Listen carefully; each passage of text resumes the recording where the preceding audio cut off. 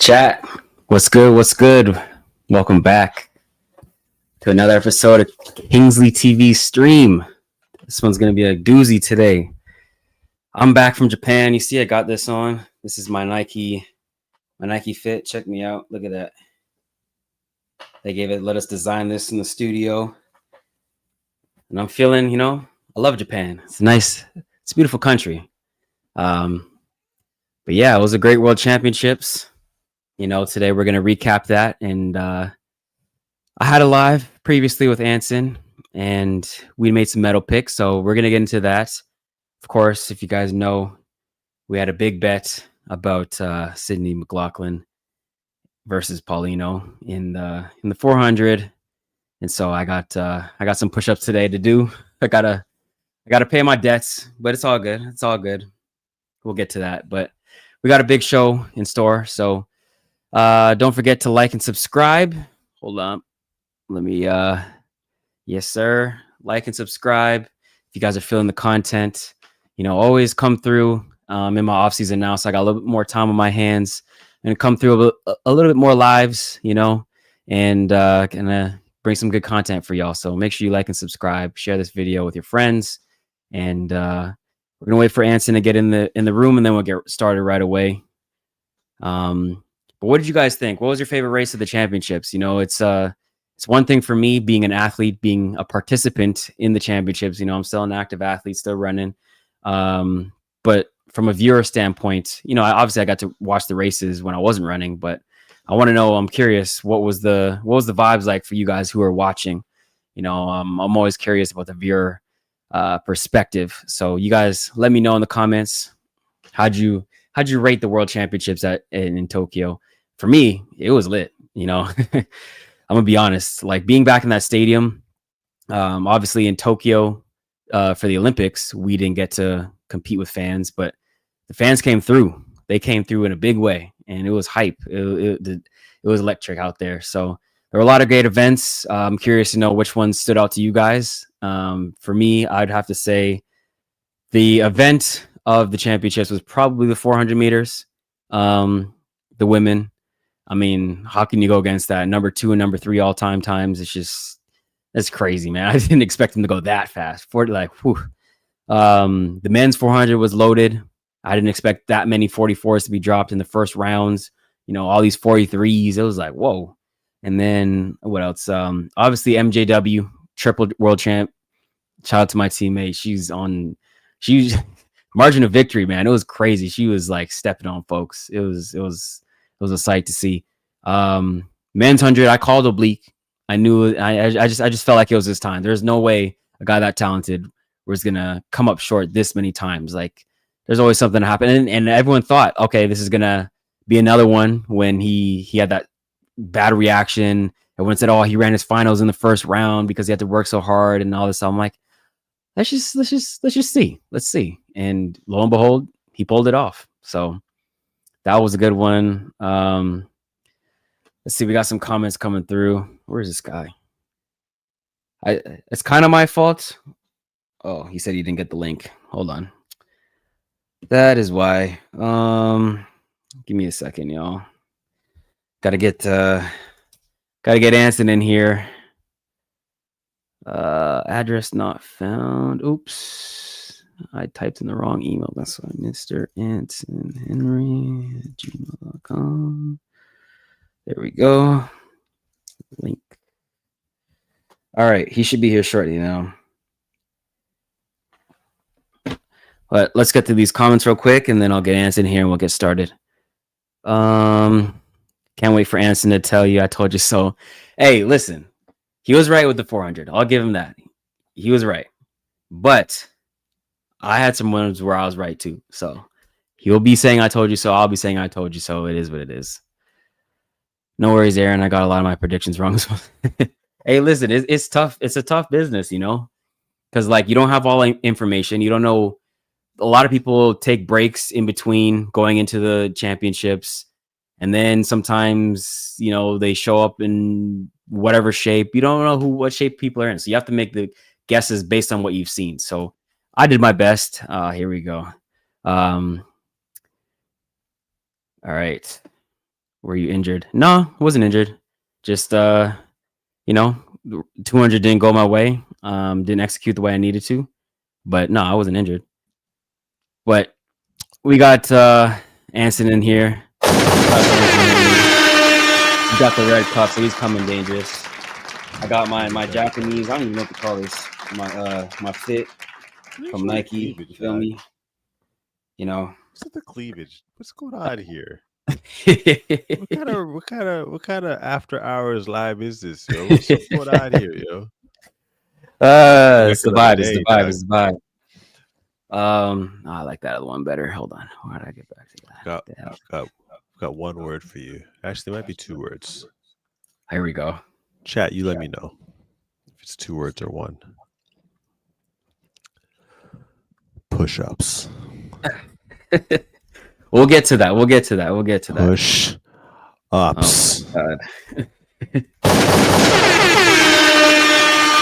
Push-ups. All right. Let's give it some comments real quick. 400-meter hurls, man. Okay, that was one of those standouts for you. That was a good race, but I felt like it kind of was anticlimactic the way Karsten ran. He kind of went out too hard and kind of died. Come on, Anson. It was low-key my fault. I sent it to the wrong email. I forgot the N in Anson. So I'll take that one. And then send my email live on air. Like, what's going on, dog? I'm saying this guy I didn't say the whole thing. It was fire. Love the 4x1. Hated that USA won. Hey, me too. But shout out to my teammates. They needed that. We got the Olympic title, so we can let them have a world championship gold. That's a nice consolation, but it's not Olympic gold. Men's 100 4x4 were lit. Yeah, for sure. Men's 4x1. I'm here for the push-ups. Hey, about to get swole. Nah, I was thinking about it. I wanna spread it out over. It's 100 push-ups. I want to spread it out over 100 days. So every time I see you, I want to see a push-up. What is this madness? Why? I don't know. I just see it in my head that way. I think this is better. All right, y'all. Let's get into this. What do y'all think, chat? A push-up every time I talk to him? I was gonna bang him out on camera, but what you guys let me know. I'll do what the chat votes. So do you want them all 100 on stream? No. Excuse me. Hold on a second, Aaron. Go ahead. It's not how the chat. It's not what the chat says. Okay, the chat didn't win the bet. I won the bet. Okay, but you get the push-ups. That's what it is. I think I'd like to spread it out. Pause. Well, whoa, that's crazy. I think comments. Tap in. I might want to push up a day. I think I might want to push up a day. I don't think so. All right. Okay, let's do it like this. How about just on-demand push-ups? Right, the odd time we'd be like, Aaron, do 3 push-ups. Hold on. So you don't want me to do them on the stream? That was the whole bet. I'm going to do them on the stream. No, I want you to do you can do a few tonight. But we're gonna go live a bunch of times, dog. Isn't it the last time we're gonna go live? So I'm just saying, all right. Yeah, I think I might want to see just push-ups every time. Maybe I'll ask for 6 push-ups. Maybe I'll ask for 11. This guy. Maybe I'll ask for 1. I think it'd be like that. All right. Let's get into this. Wicked. Yeah, I came to graphics, bro. You know, I do my thing. That's actually pretty cool. Okay, so medal picks. Let's just recap here. So what I was thinking was you get 1 point for the right name, 1 point for the right order, and then you get 1 point if you get a clean sweep. Okay? All right, so you keep a tally because I got to switch the graphics and stuff. Okay, let me do that. Okay, so men's 100 meters, this is my pick. I had Oblique winning. Noah second. Yeah. Yeah, dog. Chat, check the tape. Bro, Y'all check the tape. Go watch the recap. I had Oblique winning. That was my was my bold pick. I'm like, yo, he's too good to not come up with a win. The way he's been like that 9-8 in the rain, it was everything that was pointing to it. The only thing was his history. And then everyone was like, after the first round, I was like, oh, he bust his nut. He had to run a 9-7 race just to run 9-9 and get back into it. But I was like, yo, just chill. Just that takes the pressure off him because now everyone's gonna be doubting him. And he said he had some like stuff he was doing, some personal stuff, and then he came back and won. So you know what I don't like? I don't like how the Jamaican fans all of a sudden have jumped on Oblique. Now I get it; he's Jamaican, so they love him because he's Jamaican. But they were all majority of them were rooting for Keishane, dog. For sure. Majority of them, and even if you Because they watch thought replays of the race, Keishane, like live reactions, you'd be like, "Go Keishane, go yeah, Keishane, yes, yeah. yes, Because the way he runs can't wait. too, you think he's not gonna get caught. Like he kind of runs it like Grant in the 100, where he's got such a big lead, or you're like, there's no way they're gonna catch him. But then somehow at the end, they come back on him, and Yeah, I don't know, but we've got a bunch of Keishane fans after this race, but they were balling out Keishane's name, dog. Yeah. So, anyways, looks like I got 2 points from this one because I got Oblique in the right spot, and then the right 3 names. Okay. Yeah. So you got two. Okay. Wait, no. So I got 4 points. So it should be 1 for each name. Yeah. That makes sense. That makes more sense. Okay, 1 for each name. Yeah. And so then that's another 3 point points for getting the order. Yeah, like 1 point per order, and if you get a clean sweep, it's another point. Does that make sense? Gotcha. So 1. Okay. No, but okay. So it's like a bonus point. Yeah. Okay. Yeah. So say you got all 3 right. It would be 3 for getting 3 names, 3 points for getting the order, and then a bonus point for getting it all right. 7. Yeah. Right. So I got 4 points now. So you got the tally? Yeah. Hold on a second. All right. So then this is your picks. You had Noah winning, Keishane second, Oblique third. So you get 4 points. Oh, Keishane. Wait. Hold on. Yeah, dog. I got Keishane second. You did. You thief. Yo, stop trying to cheat, yo. Okay. You get 4. All right. But real quick, just a quick note. What do you think about the race? You know what? In hindsight, it was. I guess it should have been obvious. Yeah. But the thing about remember we were talking in the lobby, that we were thinking after the heat, Oblique might have messed his chances up. Yeah. Maybe because that was. I was worried. I'm not gonna lie. I was worried. Yeah, but once I saw the semi, I was like, after the semi, I'm like, oh yeah, he's got it. Because who was in the semi? He beat someone good. Was it Tobago? It was Tobago. Yeah, yes. He beat someone that was solid. I'm like, okay, the way he looked there and he was easy. I'm like, yeah, he's good for the final. I think Tobago would have finished if he didn't false start. He was a dark horse for me to get third. I'm gonna be honest. He wouldn't. I just don't see him beating Noah though. But I think he could have ran 9.8, like 88 around there. Yeah, you know what? That's mad. Only ran 89. Like Noah's start was not where I thought it was gonna be at this point. Like I thought he had enough time to get back to not quite where he is to run 9.7, but at least like 9.8 mid. But nah, he gave way too much up in the beginning. But all right, so it's 4-4. Imagine Noah didn't medal. Fred predicted he wouldn't medal. Yo, if Kenny didn't do what he did in the final, what happened to his start? I don't know. I asked him. He said he just messed up. But like he did the same thing that Seville did in the first round. Like he just kind of like just bad. It was bad. It was bad. If you look at the race, like he gave Seville a huge gap, and that probably helped Seville because on one hand, on the other side, Tobago's false starting, so he's gone, and then on his other side, Kenny had a nightmare start, so Seville is probably just running smooth. And that was another thing. When I saw he was out on the away from Keishane, I'm like, oh yeah, he's gonna win because Keishane is not gonna gap him. Like he's not gonna feel that as much as he would if he was right beside him. So Seville had like the perfect storm to run easy. Yeah. I actually think he can go faster than 77. To be honest, like imagine he didn't run the way he did in the first round and he had like saved his legs a little bit. All right, let's go to the women. So I had Melissa, Juju, and then Kayla. So 2 of the 3, so that's 2 points, and then 1 point. So I got 3 points there because Juju got third. I really wanted to pick Tina too. I think my bias pushed me towards Kayla. It was like the tiebreaker, and because I didn't pick Kenny in the 100, I'm like, nah, I got to pick a star athletics person. So I went with Kayla, but I really did want to go with Tina. I just thought her inexperience would hurt her, like it did Tia last year. No, that was a But good. I should have known she's right. the I she think that was supposed to be the one that's like the next star, and then Tia kind of came in surprised. I thought it was the reverse, but people were saying no, Tina's the one that they said was supposed to be the next star. So, all right, big up to her. Yeah. So you got 3 points here. Yeah, Melissa for the win. Second, man. Julian made the podium, but yeah. So you had. Oh wait, you get 2, 3. Yeah, you get 3. Okay. 3.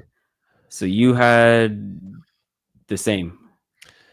I would have loved to see Shelly get on that podium, man. I know. She just didn't have it though. I don't think she broke 11, did she? I don't think so. But the sport's gonna be weird without her, dog. Yeah. I don't know. I mean, personality wise, yes. But Tina and Tia, bro, I feel like they're gonna be the next ones, dog. I just mean they don't have the personality or the charisma or the look that Shelly does. Yeah, it's not gonna be the same. Yeah. But it's the same way with the men. Like race, dog, and just her vibe and just but it's the same with the men. Like we got Oblique and Kishane now 1-2, but it's not the same as Usain Bolt. Like they're not Usain Bolt like personalities. You know what I mean? Like playful and whatever. Like they're kind of like quiet. Not. Like they are, but I'd say they have more. There's more of a possibility of star qualities with them. I don't want to predict the twins' future. Maybe they're going to be stars. Maybe they're gonna have personalities. Maybe they've been holding back. Maybe. But Keisha ain't got something to him. Bleak got something to him. And I mean, just the title just I don't know. Yeah, best man in the world, yo. Anyways, okay, I got 3. Yeah, so we're tied still 7-7. 200. Julian obviously didn't run, so that kind of messed everything up. But I had Brittany Brown, so I get 2 points here because I got Melissa in the right spot and the right name. And I think that might be another tie. Brittany came 3rd? No. Oh, no, you had Melissa 2nd. So you only get 1 point. Who came 3rd again? Sharika and Amy Hunt came 2nd. If Julian didn't run, technically, I have Melissa in the right spot. She didn't lose, or Julian didn't lose to her. No, that's not how it works. You said silver. Hold on. That's not how it works. This is how you're gonna try to get points tonight, dog. Come on, man. How was I gonna predict that Julian wasn't gonna run? I mean, do you really think she would have won anyways? Yeah. I think she would have. Come on. Okay, look, I think it would have been dog. There's no way. She would have had a shot. No, she would have no way. What's her PR in the 200? 71. Yeah, and Melissa ran what, 69? 68? Right. So but nobody was in the area code, bro. She won by like 4/10. But Melissa runs better when people are in vicinity of her. Like if Julian would have pulled, like it would have went Julian. I don't even think she would have got off the corner first. In 200, it's different, dog. It's a whole different race. It's a whole different. Dog, did you see what she did? She's just in a different. There was no one beating Melissa this year, bro. I'm sorry. In the 200? Yes, in the 200. She damaged Gabby, and after that, her confidence is on 10,000. There was no look, you see what she did to Sharika? There's people who thought Sharika could actually pull the wouldn't even be upset to defend her title and beat her. Like she ran 21.99 in the semi. Melissa ran 22 flat. People are saying, "Oh, Sharika might get it," and she won by like 4/10, bro. Dog, Sharika isn't the Sharika. She was. I know, but I'm just saying. All I'm saying is, as far as formidable challengers, the one that was there was injured, and Sharika is just not herself. So with her not being in the race, I don't think I should lose a point because she got injured, dog. But I should get a point for going out on a limb and choosing Melissa regardless. So we shouldn't be even for that. I said she was gonna win, and she won.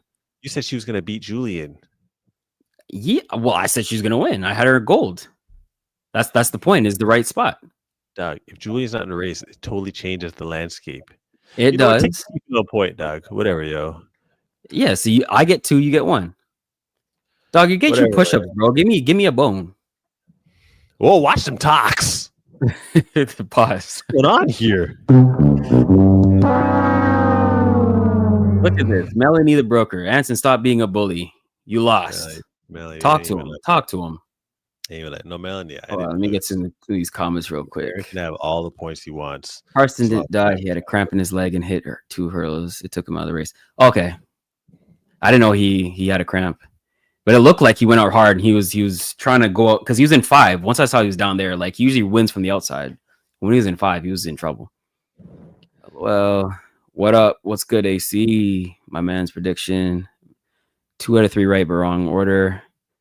Aaron, I can say salute. You're consistent, never injured when I see you. Respect. Moon's prediction. 2 out of 3 right. Went wrong order. I got Juju second, but she got 3rd. Yeah, that was crazy when she didn't get second. I want to tell y'all the twin that didn't make the team was paid to lose so Shelly could go for conspiracy. Conspiracy. I thought about that. All right. Hold on. Melanie the broker. Why? She looks familiar. Okay. Melanie the broker. Do I know you? I don't know. Familiar. Okay. So 110 hurdles. I had Tinch winning, so that's a point. And then these 2 didn't get. So I got 2 points there. So, okay. Where did it go? And then you had. Wait, where did Murataki finish though? He was 5th. So I only get 2 points. And then you get 1 point. Stephen Ting. This is so whack. Okay. Well, you predicted Julian for silver in the 100, and she was beaten to 3rd. There is no evidence to say she would have won the 200. Hey, that's facts. That's facts. She didn't run the same way. There's no evidence to say she would have lost. Okay, but it's more likely because we expected she was more likely. I didn't have her to win the 100 either. Yeah, but we thought we definitely thought she would finish no worse than 2nd, and she finished 3rd. Soundly too. Injured. Okay, but I'm saying if she would have ran and contested it, who says like she didn't come into the championships with that injury? Aaron, we're basing the bets off of them being healthy. If she comes in injured, that changes everything. That's part of the game, bro. That's part of the. She wouldn't get any picks. Well, she better. Somebody still had her to bronze, maybe not. Well, things happen, bro. Sometimes you have to factor in injuries. You'll get your points how you need them, Doug. Yes, you know me. LOL. From Ray's channel. Is that how? I guess. I didn't realize Anson had a USA sweep for the hurdles. Wow. I did. Yeah, I just booked that too. You did a USA sweep. That's disrespectful, bro. How is it disrespectful? Look at the people on that list. There's a guy that just won worlds who knows how many times. Cordell was the fastest man in the world, and then we have the NCAA champion and US champion. Yeah, the Tharp one's kind of out there, bro. What are you talking? Not gonna lie. All right. Okay, you got 2 points there, and I got what? You got 1. Because I was talking to Alan Johnson before the race. Okay, what else? This one was a crapshoot. I got 2 points because I got Grace 3rd. What? Yeah, my Akira pick. That the hurdles is hard though. Like anything can happen. You could run it back, and Akira might be on the podium. And then you had Visser. Wait. You had 2 points there because you had Akira 3rd, and she. Oh yeah. No, I had Grace 3rd. And she came 3rd. Yeah, she's on the podium. Okay. Yeah. So I got 3, and you got 0. Oh my gosh, man. Damn, dog. 0 for 3. That hurts. Okay, and then God. How the final one.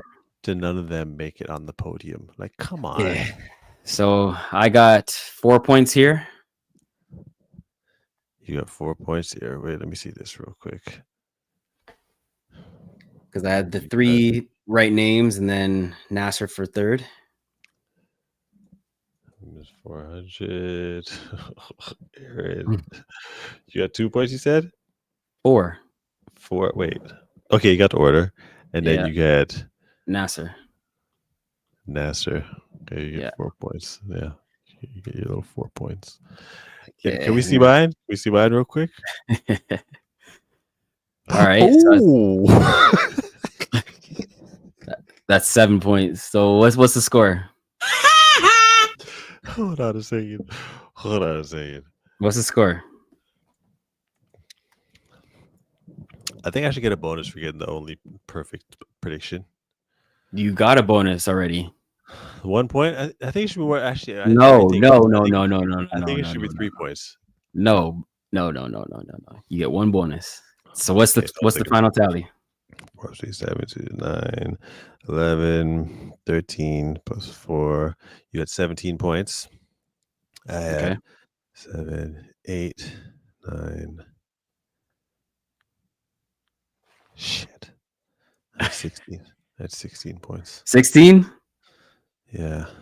Uh-oh. The hurdles was just crazy, man. How did not one of them? We should have put push-ups on this one too. That's I flopped. Nah, it's all right. I'll take a 1 point loss. And that's then crazy. That's crazy. 100 push-ups.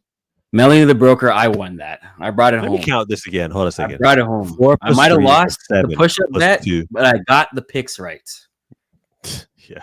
Anson's predictions are killing me. Me too. And it killed him as well. 4 plus 3 equals 7. Killed Plus him 2 as well. equals 9.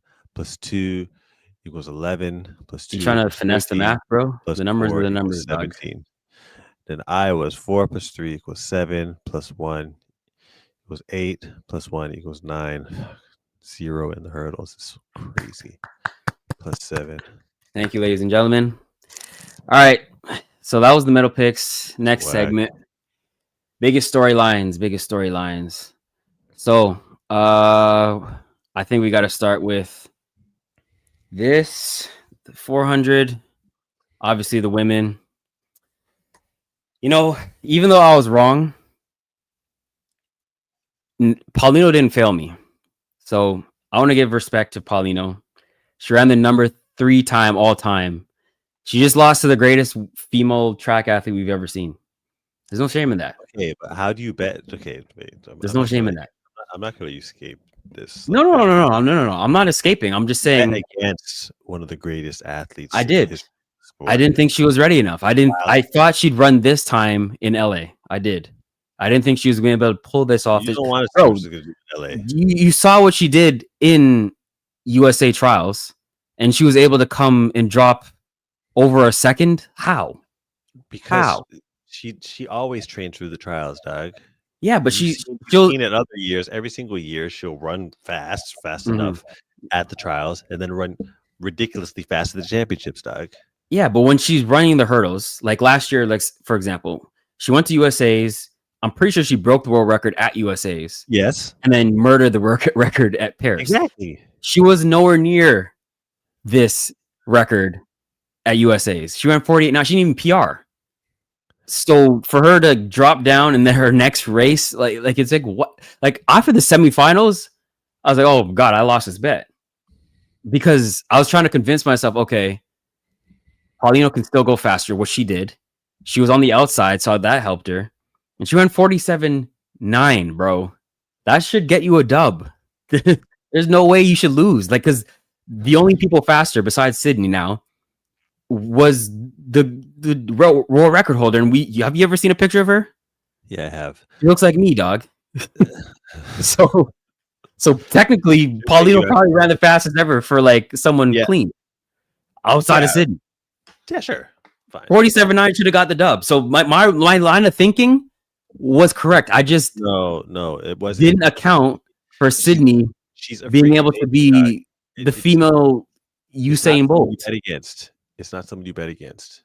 It was that was actually easy. It's easy money for me, dog. Yeah, I knew I'd have your chest swole after that. Yo, Melody. After this time, I actually It's like, it's funny you say that. You know, I come prepared. I come prepared. I was gonna do this later in the episode, but let's do it now. Why not? Y me siento ganadora. Correr no solamente se trata. Yeah. Okay. So y'all, hold on. I'm gonna start it over. It's in Spanish, so I'm gonna read it for the audience. Yo, I love this shit, though. All right. Y me siento ganadora. I feel Correr no winner. solamente Running se isn't trata just about throwing a race. de tirar una A carrera year al or año o two. dos. It's about being Se trata de consistent, ser running a lot. constante, corriendo mucho, Because porque that's para why the eso sport was made. el deporte se hizo para competir. Not for you to face No para tú enfrentarte twice dos a veces year. al año. Even Aunque if lo I haga do bien good or bad, o lo haga mal, but it's to pero se try trata de competir actively run consecutivamente. at least 8. That's good enough. Bueno, para It's a mí challenge, but not impossible. es un reto, Because at the end, pero no imposible, as porque the al same final moment, the only tienen los difference mismos metros. that I La come única with a blind diferencia spot to de que vengo whom con un punto dedicate this ciego. medal. This translation is crazy. Bueno, To my se la dedico a mother, mi who madre is que me estuvo accompanying me acompañando here, aquí, to the al rest of resto my de mi family, to the familia, Dominican al Republic, pueblo dominicano, people, a my mi coach. entrenador, que como As I dijo said, ahorita, me right siento now I feel orgullosa de proud of mí myself, y me and I siento feel ganadora, like a winner. porque todo el año llevo Because 5 all year años I've been facing the track for enfrentándome 5 a la years. pista, corriendo 5 sin years, parar. running nonstop. Súper Super orgullosa proud de of mí. me. What's next for you? Eh, World record? Como dije, As I algún said día one será. day, I will Como be dice una canción as a cristiana, Christian. no Rest descansaré until hasta I poder can make it, hacerlo. if Si God Dios lo permits. permite, aún sigo con I la still fe. continue with No sé faith. si fue hoy, I don't know no if sé si it's fue today. mañana, I don't know whether o pasado de aquí a 2 it was años, pero sí lo tomorrow voy a hacer. or 2 years later. Y me siento But I will do it. Shout out to Paulino, bro. Whatever, dog. That's my dog right there. She needs to chill, dog. Look, That's my dog. Okay, look. I like the fact that she said She called her shit. out, yo. Like, yo, how you just like gonna hop in here, hop in the race, but you don't run like consistent? Like, I've been here doing my thing, and you just hop in here, Johnny come lately, and win this gold. Like, yeah, that's nice, but like, you don't hold it down for the event. She's talking her trash. Okay, I feel with that theory, because I like when people race, but this was the wrong season to call Sydney out as far as that's concerned. She ran almost as much as her. She ran in the Diamond League. She did no Diamond League 400s, but she did all Grand Slams. She ran pre. She ran pre. Yeah. And then she had her trials, which is, you know what I'm saying? Paulino didn't have no trials. Okay. And then she came and she whooped on you, yo. So what you're, let's just say what it is. You're upset that you lost, but don't try and call her out for not racing. She raced more this year than most years. Yeah, but when you only run like twice a year, it wasn't twice a year this year, dog. It was. No, I'm saying like normally she only runs like twice a year. She'll run like one random meet, trials, and then the champs. Well, if you're gonna break world records, then run as little as you want. Because that's what she is that what you want though? It's not what I want, but I'm saying if you are not gonna run often, yeah, I better get a world record or something. And she does that. She does. She does. But we just want more from our stars. Is that so much to ask? You don't gotta tell me twice. I want to see them out there a lot. Yeah. I'm not even. This isn't even an anti-Sydney take. Like, trust me, I am a believer. I always thought she was the greatest, like, probably the greatest talent we've seen. But now I just think she's the greatest female of all sports. But like, I think it was a structure thing. It wasn't the fact that she didn't want to run. I think she showed she wanted to run because she was at Grand Slam running the 4 and 400 hurdles. It's just that I think she wasn't getting her worth. And a lot of people, you know, when Diamond League's the only thing in town, people don't think it's worth it to go overseas to run over there. Like, I think she just wanted to compete locally and get her worth, like get the right money. And so, you know, Grand Slam changed my opinion on Sydney. Like, it's not, I never thought she was like ducking or anything. I just didn't think she cared that much about track, but I think she actually does. I think it just has to be the right opportunity to get her worth. I agree. And the four hurdles, it's kind of dry now, yo. It's kind of dry. And even back then, she might have been thinking to herself, well, why am I going over? Like, there's one person that may challenge me. And she might not even been racing Femke if she went over there during those races. So it's like, well, why am I going over there? Plus, I don't like Europe. Yeah. All right. Anyways, look at this. The disrespect for Paulino, I like to a certain extent, because I can't What wait. about the to fact? What about the fact that she said she's going to get the world record? She said maybe not today, maybe not tomorrow, maybe 2 years, but I will get it. She's going to need it to beat her. Sydney's going to run 46. She's not beating Sydney no more now. 46? She's not beating Sydney no more. How is she going to beat Sydney? Sydney's faster than her. She's stronger than her. And now she has an edge. She's a champion now. Mm. You know how she's going to come into championships. She's always going to be ready. She's going to need Sydney to be injured. Besides from that, there's no facet in that race that she's better than her in. She's got more heart. Oh my gosh. I don't know. She might not. I don't know. You ain't gonna bet no more push-ups on her. I guarantee that. Nah. Hell no. That's what I saw. All right. Your number one fans turned their back on you, Pauline. I'm sorry. No, I still shout out her, but it's Sydney, bro. This is like Michael Jordan, dog. Anyways, this is my video for Sydney. Have you ever seen this? No, what is this? Oh, I have seen this. Hello there, Your Honor. I want to say I'm sorry. I'm sorry, Sydney, for the things I've done, and I try and be so stronger in this life I chose. But I want you to know that door I closed. Your Honor, I'm sorry. Sorry. All right, that's enough. Yeah. Anyways, that's my apology. Sydney, you are the greatest female athlete I've ever seen. Like, I don't think people understand how crazy what she did is. She pretty much has 2 world records, bro, in 2 different events. She dropped down in her first year. Does this already? Like, bro, it's just, I don't. If it didn't rain, she might have got it. Bro, honestly, what do you think she could run in the 200? She already ran 22.0, right? Into a headwind, but it's funny you say that. Yeah. I think she may do the 2 next year. You think so? I want to see that. She might as well. There's no worlds, so Yeah. If she does that, say she comes and she wins the 2 next year, she can argue. She can propose for them to alter the schedule around for Worlds in 2027, or at least in 28 for her to do both. Well, in 28, they're asking her if she's going to do the 400 hurdle double. That would be. I don't want to see her in the 4 hurdles no more, man. That's you're over it, huh? Yeah, man. Like the 4 is a staple event. Yeah, and the 2 is a staple-ish. It's more so than the 4 hurdles. Yeah. Did you hear that Rye's gonna do 2-4 next year? Yeah, that's gonna be a problem. Yeah, he's talented, yo. I think he can run. Yeah, he could run 43. No, he's talented, dog. And his form is on levels. Yeah. Yeah, it's gonna be a problem. All right, let's see. Told y'all if the conditions are better and the second handoff was clean, would have gone 36.9. Oh, woulda. When has the handoffs ever been clean? I'm not gonna give the USA that. Yes, they won. Yes, they ran 37.2. But miss me with if the second handoff was clean. They always mess up at least one pass. Yeah, and if the conditions were better, then we would have ran faster too. Yeah, let's not do this. Yeah. Take your win. Just take your win. You guys won. Yeah, take your win. Congratulations. Okay. Got around the track. Now let's try and do that at an Olympics. Anson isn't a happy camper currently. Wait, why not? This is from earlier. I ain't doing push-ups, yo. I'm cool. Yeah, I think this is from when we were doing the picks. These are older comments. If she wasn't in lane 9, she would have won. No, let's not do that. Let's not do that. No. I can't give Paulino. Yeah, I think lane 9 was the best thing for her. I think that's why she ran 47.9. I think so too. Yeah, lane 9. Yo, those outer lanes.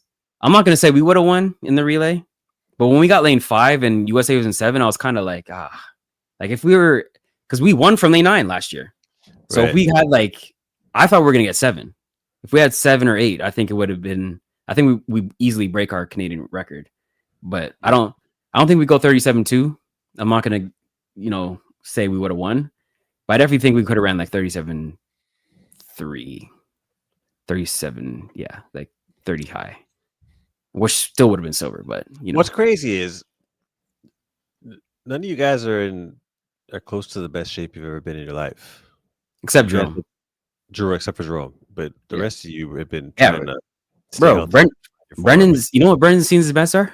It's 40. He ran 40 something or 50 something in the 1050 something in the 100 or 40. Yeah, it's like 21-1 or 21-2. Yeah, dog. He's nowhere near the shape he's usually in.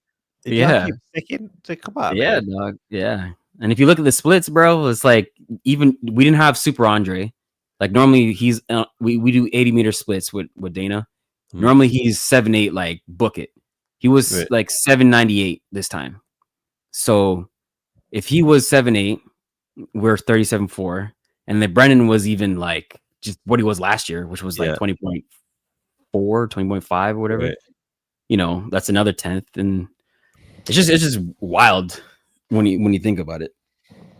Like I ran faster than what I ran last year in Paris, and Jerome ran this. Yeah. And Jerome ran the same. Still. Yeah. Yeah. Good. Yeah. And we stretched the hell out. We did 33 steps, bro. We stretched the hell out of that zone. You and Jerome were 33 steps? 33, bro. Whoa. We had to go for it. And we had a 274 split relay zone. That's why we were up there, bro. But yeah, we went for it. We had to, because obviously the foot speed is a way bigger difference, but it's the relay for you. I was talking to this stat guy, and his name is Track Chat and Stats on Instagram. Anyways, he was telling me that your guys' differential times from your season's bests, or from your championship's best to your accumulated times to make up the relay, is usually around 3 seconds or above, which is crazy. Ours is? Team. Yeah, your differential is usually way higher than most countries. Guys, we're different. We're a different squad when we're together, bro. Yeah, interesting stats. Crazy. All cute, but the only thing the one named that with the stats. He's not the guy that talked to me about it. No, but he actually helps me with the FITW. Oh, okay. Which I should announce. I'm gonna do a breakdown of the fastest in the world rankings on Wednesday.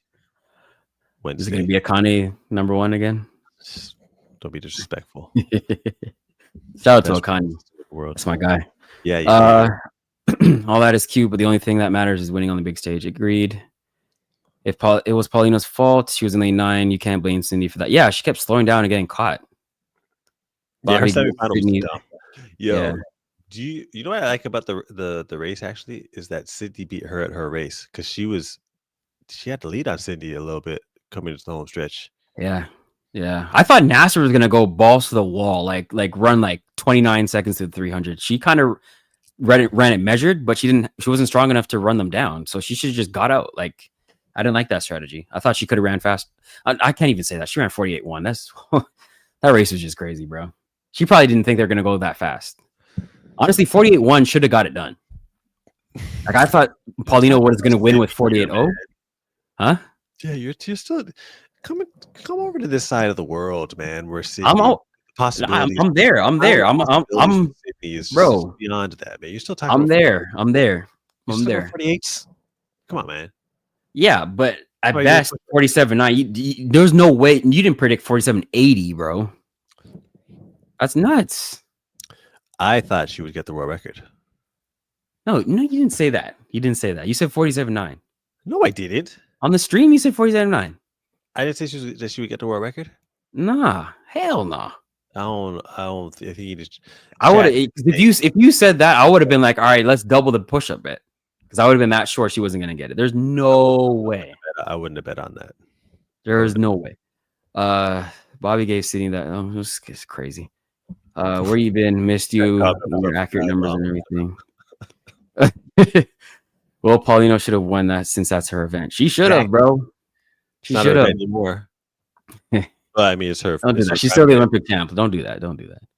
Yeah, because Sydney wasn't there. Agreed. You ain't gonna bet on her in LA. Oliver. You know what I'm saying? No, I thought Sydney would win in LA. I didn't think she was ready. If your name's Sydney McLaughlin, you got to make it worth it while you step up. Because like when she first came on the scene in Doha, in the hurdles, like when she was really a contender, she lost to Delilah. I thought it was gonna be a similar thing where she loses and then goes in the lab and just murders everybody. She already lost in Paris. Sydney going 47-4. Yo, she might, bro. Anything is possible. Anson, behave, man. 46. Let me send you numbers. Actually, I was talking. I was talking to Nat before the race, before the final, and I was saying, "Yo, I think she's gonna break the world record, dog." And he was like, "Nah." Hey, Paulina's best splits add up faster than Sydney's. That's something. That's your Nat with stats, man. It's actually nothing. It actually means nothing. Paulina got more melanin. What does that mean? Why? What? Does to do with running? That's just Sydney lack of running 400 though skewer things slightly. Yeah, probably. At this point, I'm not seeing what Sid can't do. Facts. We're laughing. What is happening? That man can sing. Wait, did he? No, that wasn't me. That was a man that was on trial. And by the way, he still got locked up, even though he sang so beautifully. They said, "All right, go to jail, bro." No, she got to go sub 50 in the hurdles, then get the 4. I don't know if she's going back to the hurdles. No, I don't want to see her in the 4 hurdles no more, Yeah, man. the women's 4 hurdles is the worst event of all of track. Slow down. Worst event in all of track? Ain't no one trying to watch grown women run 55 seconds. Usain Bolt did the same thing. Drop down from the 2. Wait, what is the worst event? I mean, worst is a bad word. Yeah, the least popular or least entertaining.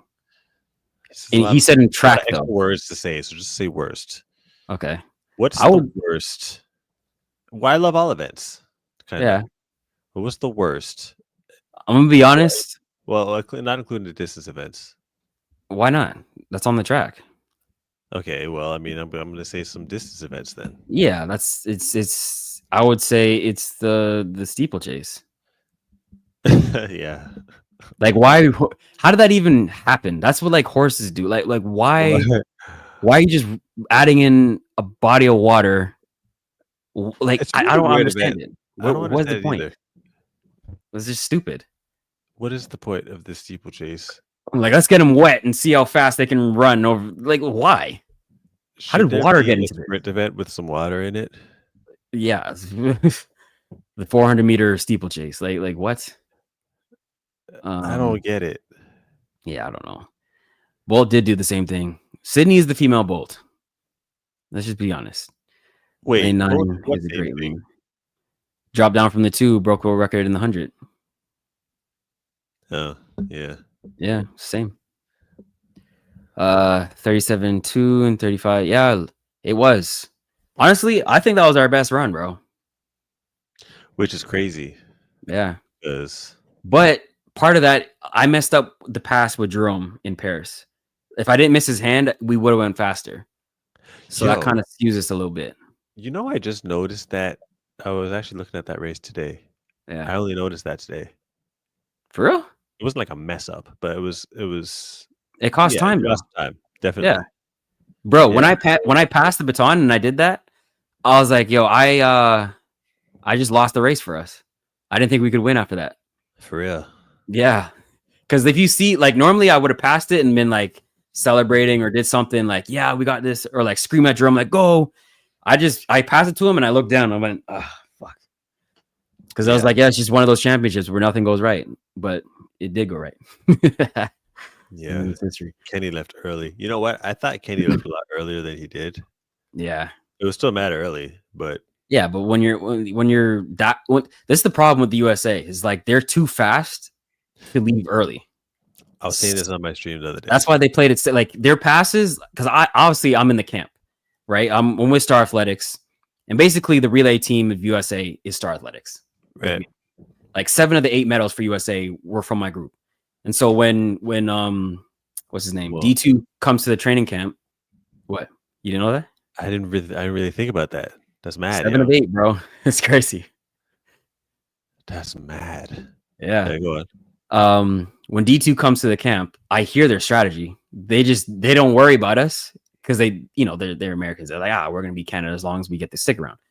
But I hear the strategy. Right.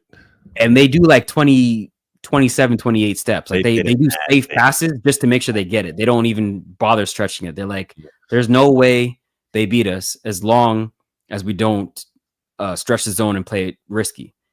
So when I heard that, I'm like, okay, if we stretch the zones, they don't realize how much of an advantage we have if we're stretching it and they're not. Right. That's what gives us a chance.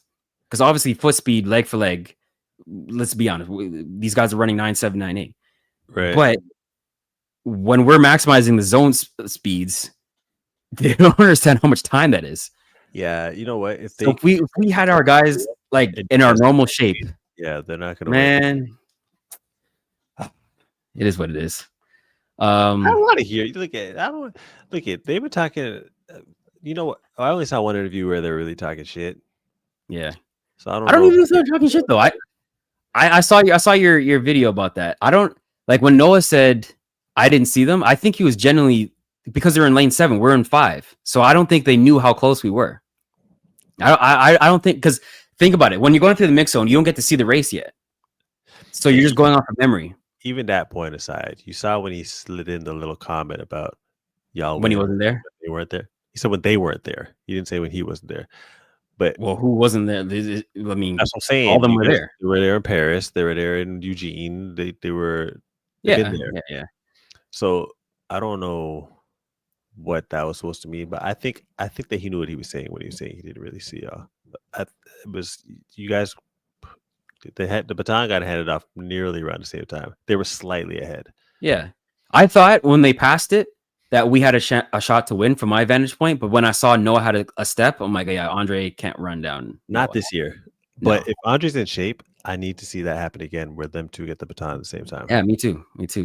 The problem is we're so like I don't know how many chances we're gonna get with this same lineup anymore. Like we have the ultimate next year, which is cool. It's good for money, but we're obviously waiting for the next world champ. So in 2 years, we might have a shuffle in the relay. Who knows? We don't know. But yeah, I wish we could just turn back the like hands of time, or I wish we had more opportunities to run at high pressure meets as a unit, other than just the world champs. Like pulling up to Florida relays is cool, but none of us are in shape by then. I wish it was like a Grand Slam or like a Diamond League final where they had like the 4x1. They should throw that in one of them if they have it. Yeah, I know. Jerome's still claiming that fake 875 split. Yo, this is the thing. Everyone goes off those splits. Those splits are so janky because they include the pass. So my pass doesn't look good because we stretch the zone. So I give it to Jerome late. So he looks like fucking Superman. Right. But I look like I didn't do my job. Right. But they don't. That's why we do 80-meter splits. So it's just the 80 meters when you have the baton, and then we do a zone time.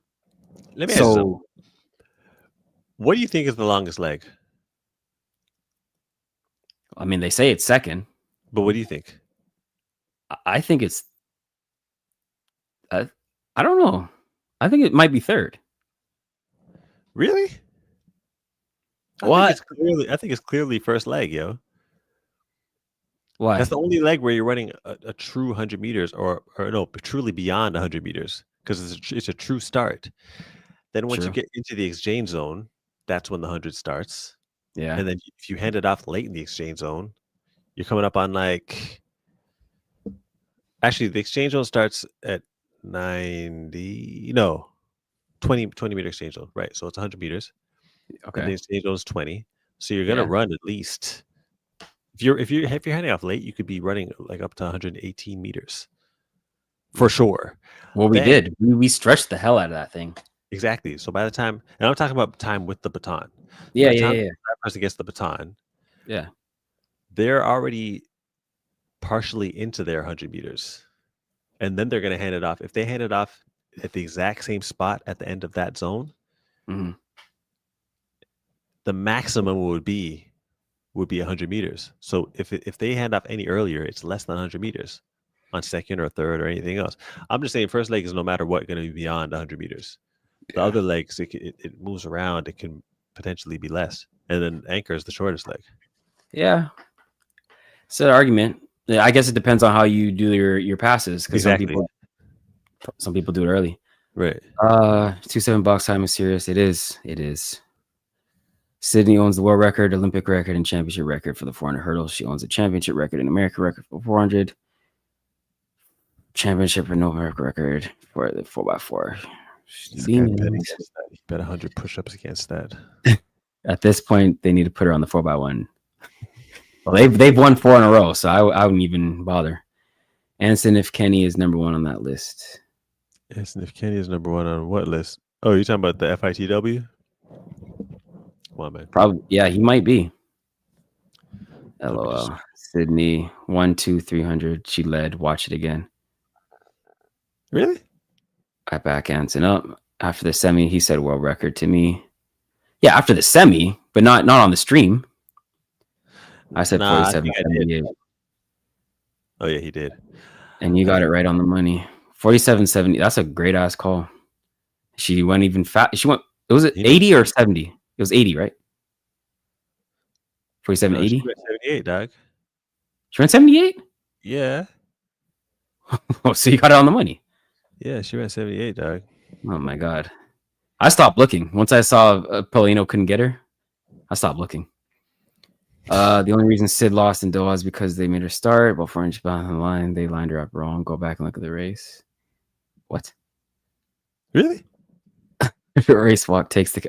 Yeah, race walk is not a track event though. Aren't they on the road? I don't know. And steeplechase was fire this year. Can't compare it to Femke walking to an easy gold medal.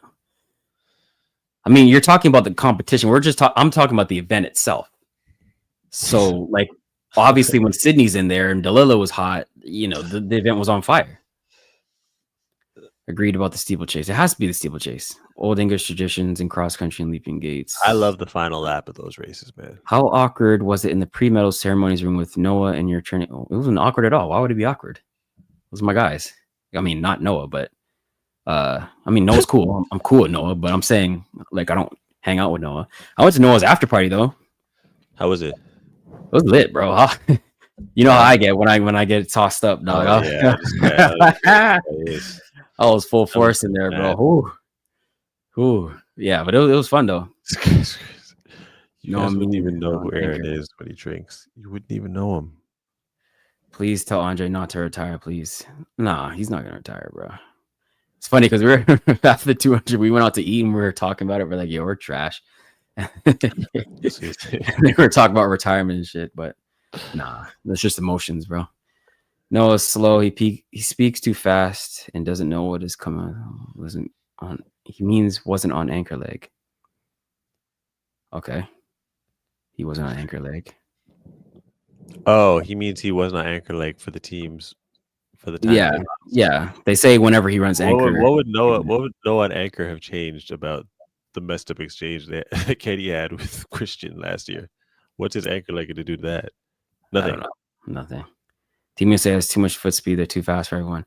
Yo, no, I don't think so. If Jamaica has the same problem as the USA, but they have as much foot speed, and especially if you add Brian Lavelle, I know he was like protesting whatever, but if you think about it, Akeem Blake 988, Oblique Seville 977, Brian Lavelle 982, 19.6 man, and then Kishane 975. On paper, I think they might be faster than the US this year. I think so. They are.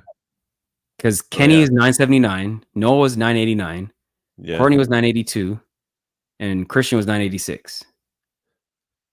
So 398s and USA has 297. Yeah, they're faster. Oh, they're faster. Yeah, they are. Yeah. So saying too much foot speed, I mean, clearly it's not just about foot speed. I don't know how many times I have to say that. It's not. Yeah, exactly. But you know, Noah and Kenny making up and getting along made a difference this time. Sure.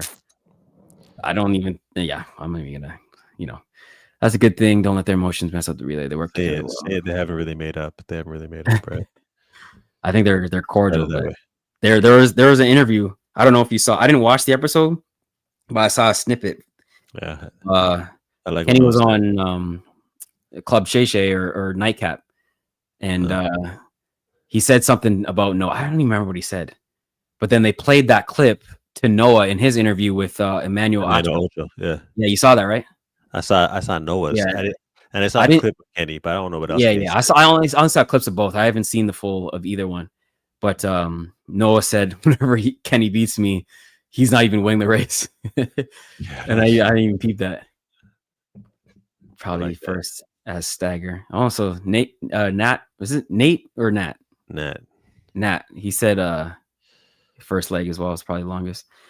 Anson, it wouldn't be good sightseeing if Andre getting left behind by average shape. No, average shape? How's this average shape? Man ran 989 and 1952. And he ran back-to-back 19.5 lows. You can't be average shape doing that. Like everyone said he was fried. Yeah, he's definitely because he ran 19.5 in the semi and he came back and did it again. If Noah, your best chance of beating Noah in the 2 he wasn't average shape. 100. He what? Your best chance of beating Noah in the 2 is if he's fast in the 100. You think so? Paying more attention to it? Paying Paul to, or borrowing from Paul to pay Peter. Yeah, so he's not focusing as much on his maintenance. He's trying to get out.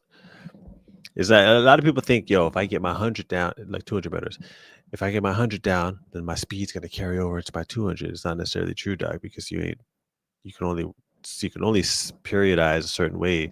So certain parts you're not gonna be able to really focus on being strong on the latter part of the race if you're working on the early part of the race so much.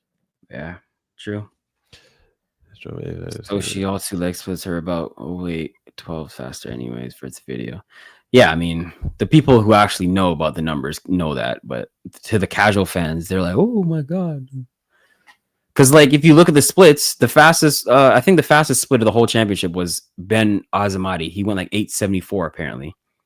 And then in the finals, 2 of the Netherlands guys had 8.7 splits, like their second leg and their anchor. I'm like, well, what is this madness? You're telling me that you ran faster than Andre and Noah? They're challenging because the exchange zones happen all over the place. Yeah, they probably just had nice passes. That's fair. Do y'all think Noah shot his whole load when he was at 1950? Clearly not. He did it again. I mean, I don't know what he would have went, like maybe 19.4 if he didn't do that, but I don't know. He did what he needed to do to win. He's just a racer.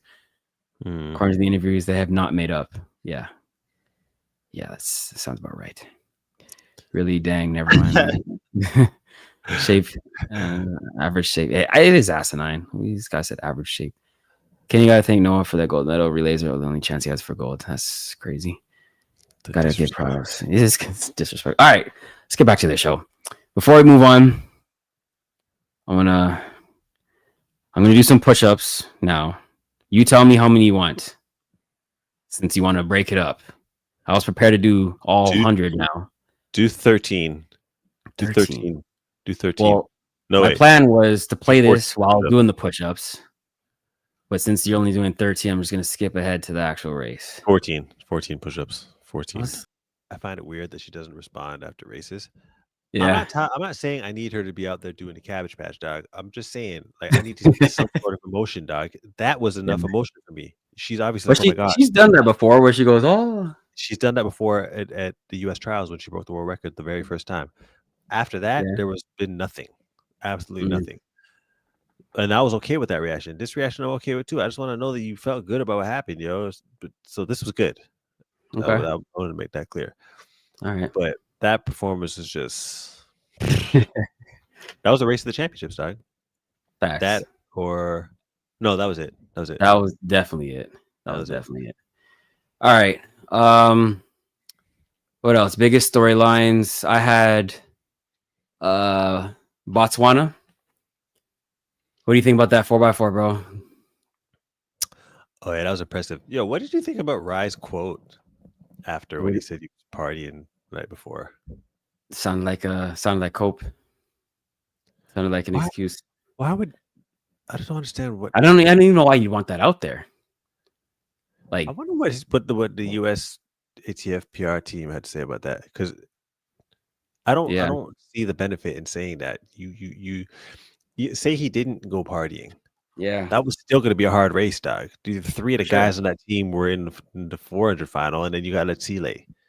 So I mean, if any like a party before type thing. of any years to think that you have it in the bag because you're USA, the mighty USA. You guys are all the talent. This is not the year, bro. Like clearly, Botswana has more depth, just based on how they ran at the trials. I mean, at the championships. So why would you think it's in the bag? Unless you just weird. Weird, like that's like a college thing to do. Like he's a vet at this point. I don't know why he would do that. Like, what would you feel like if you're his teammate and he did that? You know, you're right? Like, what are you dealing with, bro? Like, and if that's the case, then he shouldn't have been running, dog. Yeah, just unless he was saying it to highlight the fact that he didn't know he was going to be running, and then they kind of threw him in there. True. But aside, why would he think he's not running? He's the only reason that they won the Olympics last year. I don't know. Like if they've had any other anchor, they don't win that. Tobago runs them down. 4x4 in the rain was the biggest race of the championships. Yo, I so badly wish that there was no rain. I really thought they had a shot at the world record. Botswana? Yeah. Yeah. You look at how hard it was raining for them. What did they go? 257? Yeah, some good visuals though. Them running in the rain. Look pretty wicked. Yeah, it is. That was a crazy race. Then to say he didn't know about it confused me. How could Rye not know he was running? Yeah, I don't know why he would. I mean, I get it. They have some good foreigner guys, but like, you're Rye Benjamin, bro. What do you mean? It's like saying Sydney didn't think she was gonna. Well, obviously she runs the 4 now, but like back in the day when she was just a 400 hurdle, it's you know a spot belongs to her. Yeah, a good rivalry between Team USA and Botswana 4, absolutely. And they're young too, Botswana. What else we got? Okay, the 400 men. There was a lot of like crazy times dropped there, and we didn't even have Matt in the finals or Quincy Hall at the championships. These guys are dropping times, bro. Like, first of all, we had Ja'Cory Patterson go 43 in the first round. I know. Which where clearly did he end up finishing? I don't know. Let me see. Men's 400 meter Tokyo 2025. I forgot about that race. I just know the Botswana guy won. Yeah, finals. He finished 7th. He ran 44.70. So yeah, that definitely hurt him. It's tough. Yeah. But in the semifinal, Colin, the guy that won, the Botswana guy, went 40. Wait, is this a semi? Okay, that was the final. My bad. Hold on. Let me show you what I'm seeing. Share screen. All right. Coach Mazzo would be disrespectful. Who? Saying Arsenal got lucky today. Don't do that. How do I change this? Oh, there we go. Yeah. Okay, let me go to the semifinal. So yeah, 44-20. I thought Nene was gonna win. The way he was running those races, he looked so easy. Yeah, Brody went 43-61 in the semi. Oh my god. And then 44-2. Vernon didn't make betting it. odds on him were. I just realized Karani didn't make it either. That's gotta be the first time he's ever missed the final. If you bet $100 on the Botswana cat, you would have won $20K. Jeez. All right. Let's move on. 200 men. It took 99 to get into the final. Brian Lavelle, the way he was running those rounds, bro. Like, obviously, I'm running, but I'm watching the competition. I thought he was gonna go like 19.4, bro. Yo, this guy was damaging the corner. Oh my god. I know. I was gonna do a hot take leading into the championship, saying that he would win because he'd have fresher legs. I mean, he didn't. He only got a bronze. Not only. Yeah. I mean, he got a bronze, but through the rounds, I would have been looking like a genius. For sure. He was looking nasty, especially around I think Noah went 19.5 because he was looking so good and he wanted to take the narrative back. Yeah. Noah does things like that where he doesn't like when other people get attention, and he probably got asked a question or two about him, and then he'll just be like, all right, let me get the shine back. Because it's the same thing when Arian was running fast, he had to get the shine back on him. When Kenny was running fast, he had to get the shine back on. Like Noah's just a bully like that, bro. And I respect. See, I like that about him. I do too. I respect it. I told him that, like when I was in the club, I was beside him, like, yo, I respect what you do, bro. I get to give it to you. You do your thing. Because if you think about it, like how many times do we lead conversations in track talking about this guy? Real talk. And I like seeing him on the track, dog. Yeah. I like hearing what he has to say. What's funny is when we had Grand Slam and he wasn't in it, because I was enjoying Grand Slam so much. I'm like, yo, we don't need this guy. But when he came back, I was like, okay, we were missing this. I'm not gonna lie, because real talk. It just adds that element to it. Do you know what this guy could have done? Yeah, do you know what this guy could have done with Grand Slam, bro? He would have. And you know what? Like, upon reflection. Mm-hmm. Well, we kind of touched on this, because you asked me one time. You said, "Do I think that Sha'Carri, Noah, and Julian not being there is an issue?" And I said, "Yeah, I think it is an issue." But I would go back on that and say, strictly Noah. Really? You have to secure him. You have. I think Sha'Carri. Well, okay. What do you? Yeah. Sha'Carri, normally you know what I'm saying. Sha'Carri from a marketing standpoint. Yeah, it's just easy sell when you have Sha'Carri in there, because it's like, it is okay. Who's in this Grand Slam thing? You don't need her. If you get Noah in there, you don't need her. Now, if you get Sha'Carri in there, do you still need Noah? I don't think. Okay, because you had Melissa. I think he could carry it more than her, because he actually was running better than her this season as well. So, okay. Yeah, Noah's more consistent. Like, you never really have him up and down the way Sha'Carri's performances will be. And he loves the media. He loves saying shit. And sometimes Sha'Carri will go relish that platform. Yeah, Sha'Carri will go dark mode sometimes, where she's like, she may not feel like she's talking. over it. She's like, I don't need y'all. So this guy is put a camera in front of me. I want to say something. Yeah. Hey, yo, I thought about it too. I feel like Japan was low-key a home field advantage for him with all the anime antics and stuff. Because anytime he was doing all that like anime stuff, normally people have no idea what it is.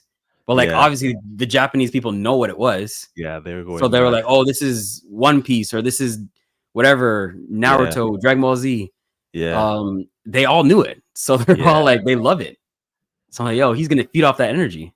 Yeah, I saw another post that came out on Instagram. Actually, I was gonna repost on Track Field Network, but in the stories, but bare people were doing anime stuff before the race. Yeah. Kashane did it.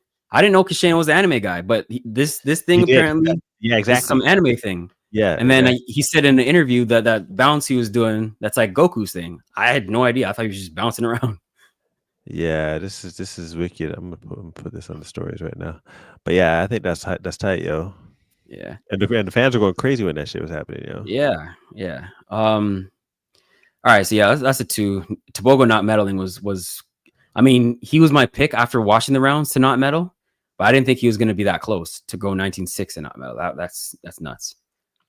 But yeah, 19.6 and not medaling is mad, yo. Yeah, even 1978 and getting 5th, bro, for Zarnell. That's insane too. Zarnell had a pretty good year, you know. Yeah, just not good enough. Does seem solid. It pisses me off though, bro, because I think back to Philly.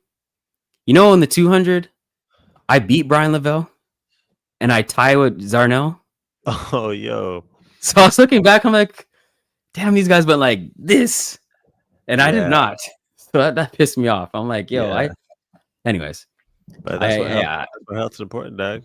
Yeah, I know. I remember going into to Philly, a lot of people were talking up this Brian Lavelle guy. And then most people were kind of like, yo, why are you talking about it? I didn't think he was like that. Yeah, in he did Philly. okay. We're like, hey, he did a lot better than we thought. So all the Yeah. predictors. Now look what Yeah. ended up happening.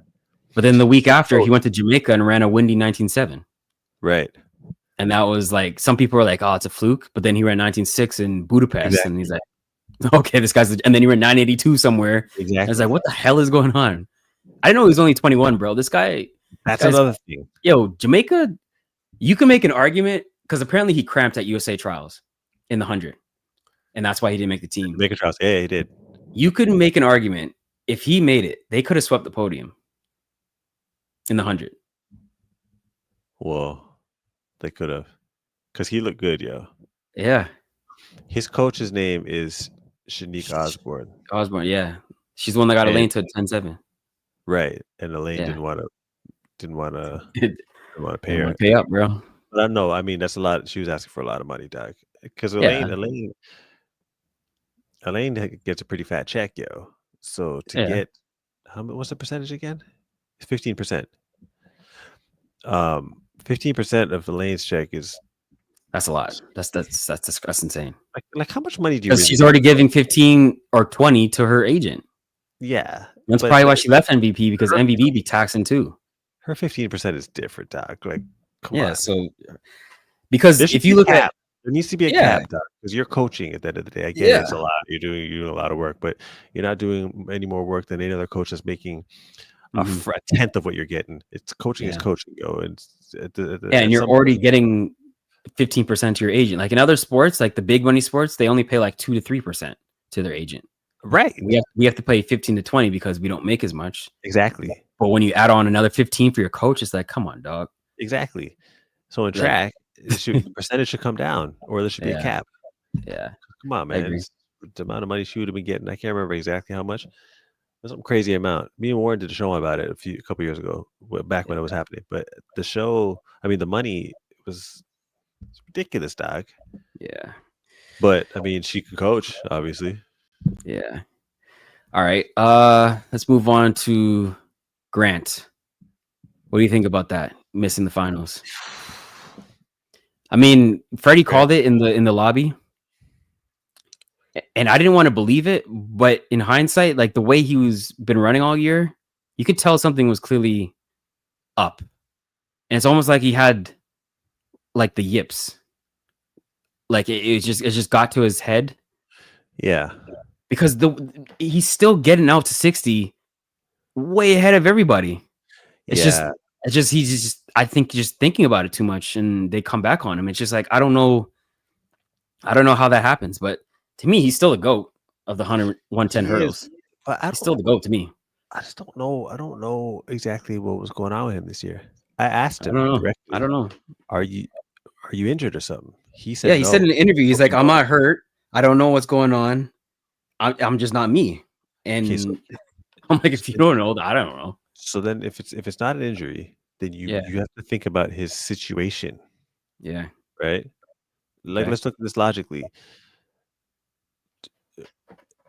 Even though Grant's winning a lot, I think a lot of people would still say that he's underperforming. Because it's not breaking the world record? I think a lot of people felt like he should have done it a long time ago. Because he won 81. He was right there. That's how good he is. He could be winning all these world championships, and people will still be like, "Yeah, but he's still underachieving." Like, I get it, he's winning, which is amazing, but I know he can run faster than that, dog. And I've spoken to Alan Johnson. I've spoken to Dyron Robles. They're saying the same shit. This guy should have the world record. Yeah. So at some point, and now if he has a season where he's actually backtracked, you have to start thinking, okay, like what's my situation? There has to be a variation to the approach, dog, because he's got a buy, not a buy, a down year next year. So he could figure out whatever it is. Oh, to figure it out. No, Yeah. So he can just get back into his rhythm next year. And I think, he's been winning everything since 2019. The only thing he lost was that one Tokyo race where he got silver, but he's been winning indoors, outdoors, Diamond League finals, everything. So it's like, at some point you start to feel like I can't lose. And when you do lose or someone starts challenging you, psychologically that can mess with you, bro, because you're just like, I don't lose. Some people just forget how to lose, and when you don't know how to lose, you don't know how to like handle it. Like I think that just might have done something to his spirit. Like, I don't lose. This is my event. Like I get gold. That's all I know. So maybe that's what it was. I don't know. I've never been on a streak like that, so I can't say. But just analyzing from like other people, like other greats. I think he needs something. I think he needs something. Something needs to change. Like something, there needs to be some sort of shift in what he's doing. Yeah. What do you think about Tinch though? Because he's not going anywhere. It was a matter of time. It was a He's matter of not time. going. Yeah. As soon as I seen this cat in college, dog. Look at his physique, bro. Like, yeah, he looks like a specimen. Like he I don't know how tall he is, but he can like walk over the hurdles. He's tall. He's about 6'4". Yeah, he looks like he's just made for this. Yeah. He's a legit athlete. Now he's got I've seen him dunking. I saw a video the other day. I'm like, yo, this guy's an athlete, bro. He can play, dog. He's just an overall athlete. He can long jump. He can high jump. He's just good at shit. Yeah. He's a problem, bro. He's a problem. And I knew this guy was going to make it happen eventually. I actually thought that him and Grant would have been battling in Budapest in 2023. Me too. But he just needed a bit of time. Now he's world champion. Yeah. Now he's going to be confident. Yeah. It's gonna be interesting because USA is deep, bro. They got Cordell, they got Grant, obviously, Trey Cunningham, they got Trey, Freddie, Dylan Beard, this Jacoby Tharp guy. I feel like I'm missing somebody. He won to do the one Philly Grand Slam. I can't remember his name. Light skin dude. Yeah, I forget his name, but I know what you're talking about. Yeah, but they're deep, bro. Yeah, like it was hard to see who's gonna make the team this year. And Trey's a talent. He didn't even make it. So if Grant's not back to his old Grant ways, like it's gonna be a dogfight to. But if he gets back to it, him and Cordell, there's some potential there for one of the biggest rivalries in the sport right now. Yeah. It's gonna look like the women. It's gonna look like the women's team because the women's team is hard to make on the US. I mean, that's probably the deepest event in track, the women's hurdles. You know what? I've been saying though for Grant, he needs a rival. Not only for motivation, but also for his notoriety, for his because he's just winning. There hasn't been a distinct rival to him, and I think that can have an effect on how people, the anticipation of people watching you run. Like he needs someone that he's bucking heads with, Pause. And I think that Cordell. Well, from when I first saw him, I knew this was going to become something. Rashid Broadbell too. But I don't know what's going to happen with him. But so when I saw Cordell, I said, "Yeah, this is going to be something." And that rivalry could be something big, dog. Yeah, in hurdles. See some comments real quick. Riley literally said after he won the 4 hurdles that he was going to get ready for the gold medal in the relay. Oh, so he did know. So I don't know why he would go party then. That's crazy, dog. Are you an Arsenal fan? And if you do, then you can't say that you were partying. Right. Don't say it. Right. Because when you say it after the fact, it looks like an excuse. For one, it looks like an excuse, and not only that, it looks you don't. Or it looks like you don't even like value the moment. Like you're not locked in. Like, come on, dog. I wouldn't expect that from a guy like him. To me, he strikes me as a professional, like he's someone that's talented, so talented. And I always got he confuses me with a lot of things that he says and does. Yeah, it's very confusing. Yeah, but very talented, extremely talented. I'm not going to take away from that. Hey, he's winning now, so whatever. Whatever. How do you feel about Mouse saying that Grant losing was all mental? He couldn't break what was happening in his personal life. It was sad to hear. I mean, I don't know what happened in his personal life, so I can't speak to that. But him losing was all mental. I don't know. I do agree, but the way Cordell was running this year, I don't know if it would have been a cakewalk for him if Grant was Grant anyways. Because when Grant has been winning his championships, it's not like he's running like 12.8. You know, he'll run like a 12.99, a 12.98, a 13.0, like 13 flat. And I think Cordell could be in the mix even if he had to chase down a Grant.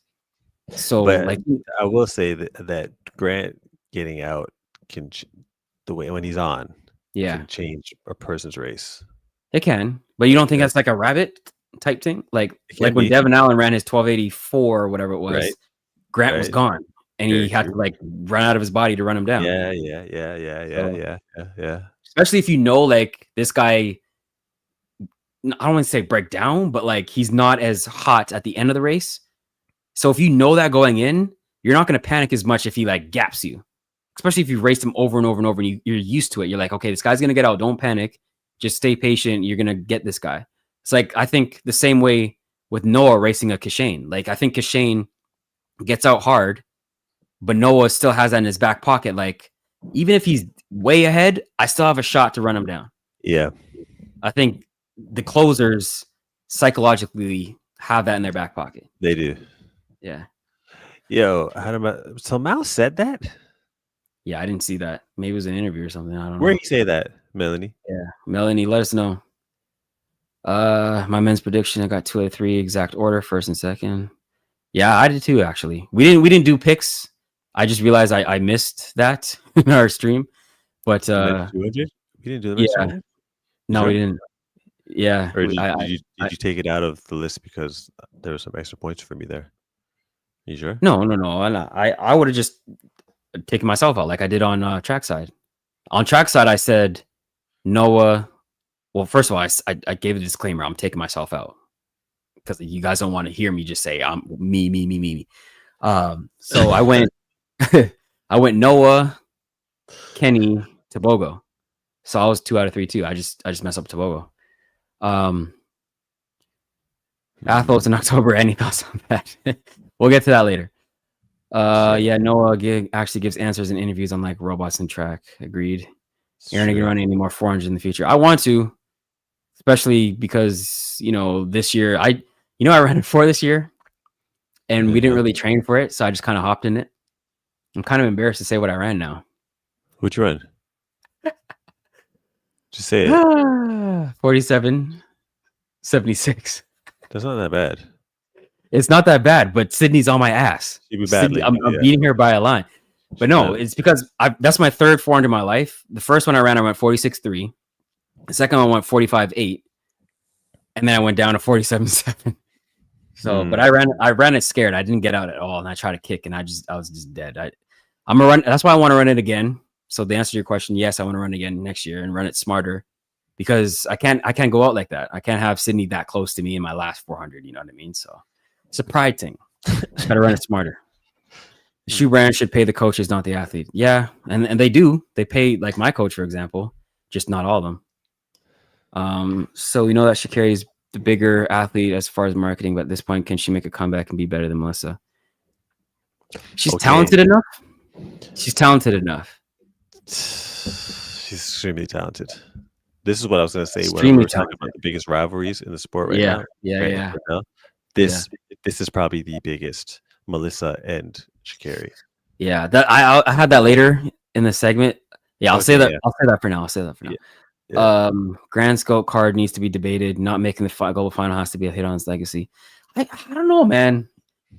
I mean, I understand, but it's like this guy came out of college winning the world title and just won everything since, except for one thing. Like I feel like you're allowed one mess up, and it's not going to ding your legacy. At least in my opinion. When you're going like longevity for that long, bro, I don't know. I think not making the final should be a huge. I don't think it affects his legacy, but I don't think it's something that you can ignore. No, it's an argument now. If you're arguing against him for someone else, you're gonna bring that up. Yeah, it's something he has to do something about that. This isn't a small thing. I think him and his girlfriend are no longer engaged. I really think that's what happened. Hey, I mean, I'm not gonna speak on someone's relationship, but you know, I wish the best for my dog. That's what I'm gonna say. Yeah. Because Mouse seemed to be alluding to it.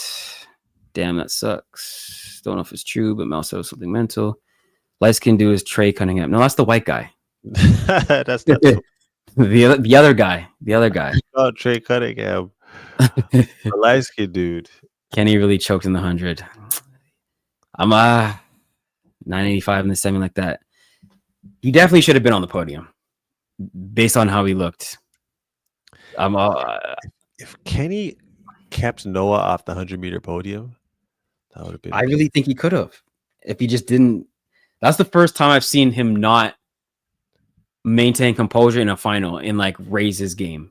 Normally he raises it. Like in the 200, horrible start. You might have had him off the podium based on how everyone else was looking, but he raised his game around 19.5 again. Like that's the Kenny I'm used to. So I thought he was going to raise his game again in the 100, but whatever happened in the start, he just lost focus. And maybe it was the false start. Maybe he's like, "Oh, I don't false start or whatever," and he's thinking about it.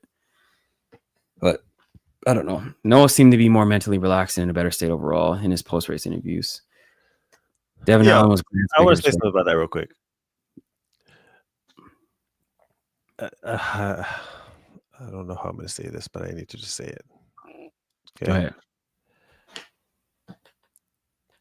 I saw a post today where Noah got baptized. I did too. Right? Yeah.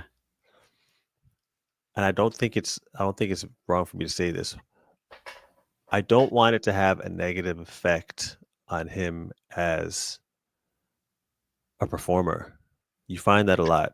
A lot of times people start humbling themselves more. They start being a bit more reserved. They take other people's feelings into consideration more. You mean like Sydney? Yes. Sydney is a good example of that, where she's extremely reserved. Completely different person. Speaking about herself and how she performs and how she pushes her brand and her name. I don't know how Trayvon was before, but he also is very, like, it's his identity. Yes. And I don't believe that is a necessity when it comes to your job as a performer in this sport. And I hope that he doesn't view it that way as well. This has nothing to do with his relationship with God and religion per se, because in my opinion, I think that being confident in what you do and expressing confidence in what you do and exalting your performances, even if it's in the name of God, but still having that, I don't see it as a bad thing. Other people may view it differently. I'm not trying to sit on here act like I'm a pastor or something, dog. But what I don't want is it for it to have, and maybe it's my wants, but I think in general a lot of people would be thinking this. I don't want it to have an effect on the performer that he is, because I like what he brings to the sport, and I want it to continue. I want it to continue to grow. Yeah, I want other people to feed off of it. I think Noah's in a position right now where he's actually got people thinking, like, yo, I got to start saying a bit more. I got to start performing a bit more. I got to question their personas. I don't want it to get in the way of that. I don't came across my mind today when I saw that. I don't think it will, personally, just based on who he is, but it's a valid concern, because you don't want to, like, I hear what you're saying. He's already such an entertaining person, and we have such a lack of that in the sport, that to have that taken away, where he's like no longer talking his stuff, and you know, maybe he's like, oh, I got to walk in a more godly path, and it's not longer fun. Like, nothing wrong with that, of course. Like, if that's what you choose to do with your life, but you don't want to take the entertainer away. And I feel like you can do both, though. Yeah, like, he's never been like I think God is cool. He's a different. He talks trash, but in a different way than like a Fred talks trash. Like, Fred is rugged, in your face, like no filter. He'll be cussing you out, whatever. He'll just tell you how he feels. Noah is not that. Like, I don't even know if I've ever heard him cuss. He's more like the anime supervillain kind of talk trash. You know, like, some people think it's corny, some people don't like it, whatever. But it gets people talking, and it gets people like to really be invested in watching him, like hate watching to see if he will lose, or some people love it.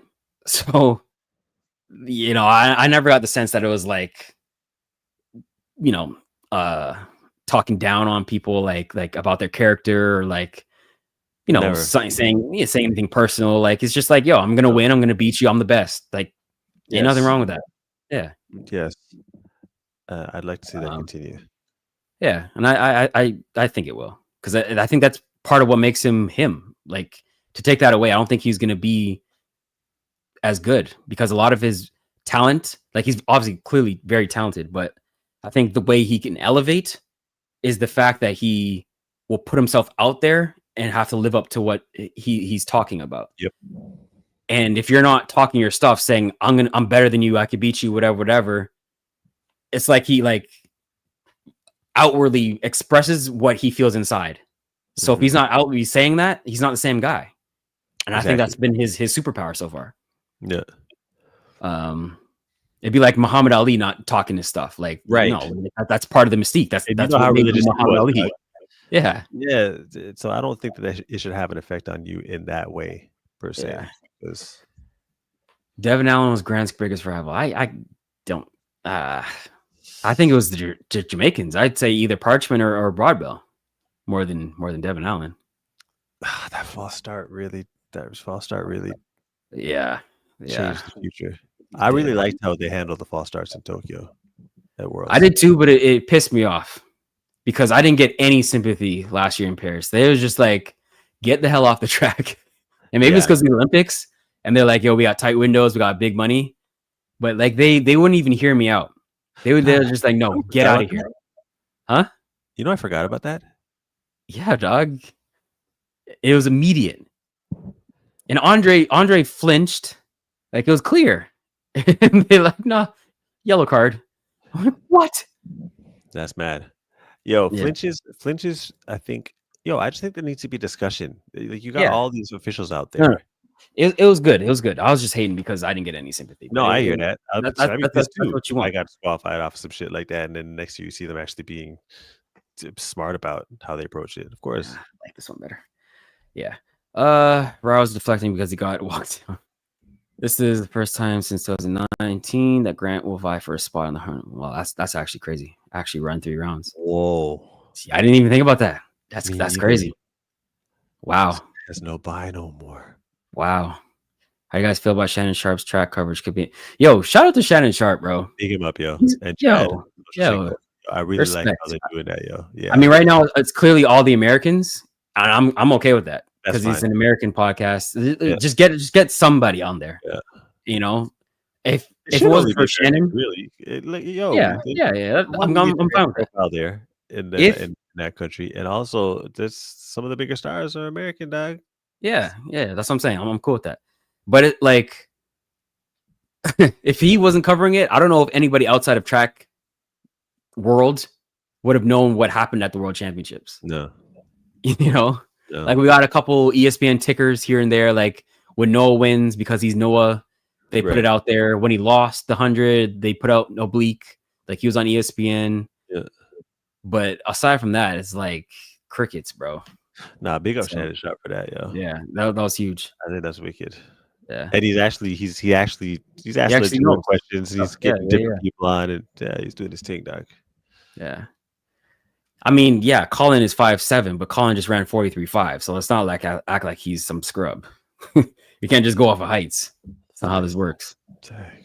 Let me find a link for you. I think it was called Coaches or Athletic Lounge or something like that. But let me find a link and I'll share. We got Humble Christian Noah Ark now. That man was panicking in the back. Noah quips and sound bites ain't going nowhere off the strength of baptism. I really liked that, yo. Yeah. In hindsight, I think he realized he needed to affect Oblique in some sort of way because Oblique was on, yo. He damaged him twice already. I think he knew he had to do something. Noah cussed last year after Oblique. Oh, I do remember that in the interview. I remember that. What? He swore? What did he say? Yeah, he said he'll never effing beat me again or something like that. What? Yeah, he cussed after I think he said something about the starter. Like the starter was taking too long or something like that. Yeah, no. And then he said, "Yeah, when people beat me, they never effing beat me again," or something like that. Where he's basically saying they're not going to get me again. It was a quick cut. It wasn't a quick. Oh, it was a quick gun. Yeah, quick gun. Yeah. Are you chasing times next year at that fake start? That Kenya. Yo, I might, bro. I might have to. That's funny. Shannon Sharp gave an open invitation to all countries, so Aaron Browning might need to hit him up. Oh, that's dope. All right, yo. Let's see what else I got. So I had Kashane. What do you think about Kashane, bro? So to me, I remember I was talking to some people. I won't say who they are. I won't expose, but they were like, Kashane choked, and he's not that guy. And they're low-key hating. That's why I'm not saying their names, because they're like, they said he was overhyped. And at first I'm like, that's crazy. This guy ran 975, which is what, number 6 all time. He got 2 silvers. So the Olympic silver in his debut, backed up with another silver. And he's run more 9.7s than anybody active. But then I thought about it, I'm like, wait. This is both times where he's coming as the number 1 seed where he didn't win. So I won't say overhyped, that's a bit strong. But there's a bit of a question mark around him now, I would say. Look, I think the mystique is gone. The mystique that he was like this unbeatable figure. Yeah, no, I agree. Yeah. I think that track is so cutthroat, and it makes track. There's no danger in track. No one's gonna die. But what makes it close to that is that hundreds of thousands of a second can alter how people view you. Mm-hmm. You can be something or nothing with thousands.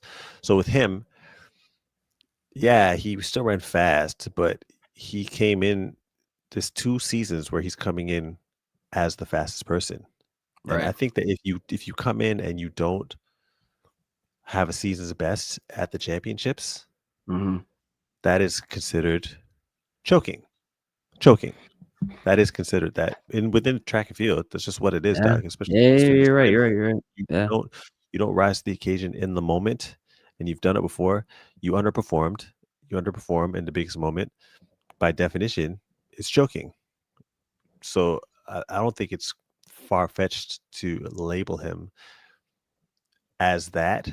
It doesn't mean he sucks, but he definitely isn't doing what he is capable of doing, or beyond that, which solid performers, the best performers, even if they run slow, they at least have a season's best at the championships.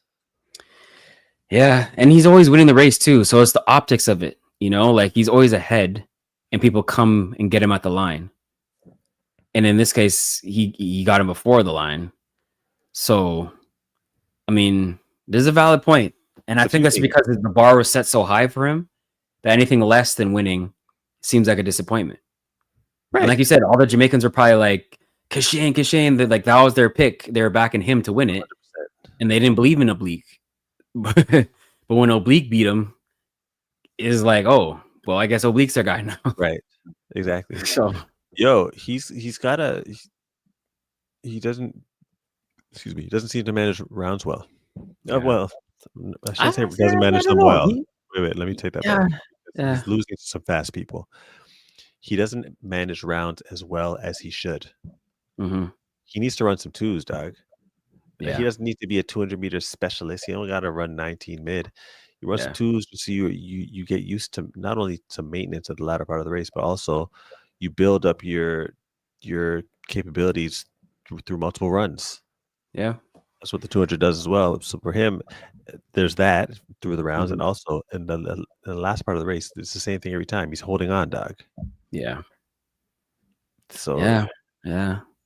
And I think it's part of it too is that when he was running his easy races, like he was running 9.7 easing off the at the end, and so people always say, "Oh my God, if he was ran through the line, he would ran 9.4, whatever." Like all these crazy times. It was like, yo, you don't understand. When you're relaxed through the line, that helps you. Mm-hmm. Like, yes, you might drop a little bit, but it's not going to be a crazy drop off. Mm-hmm.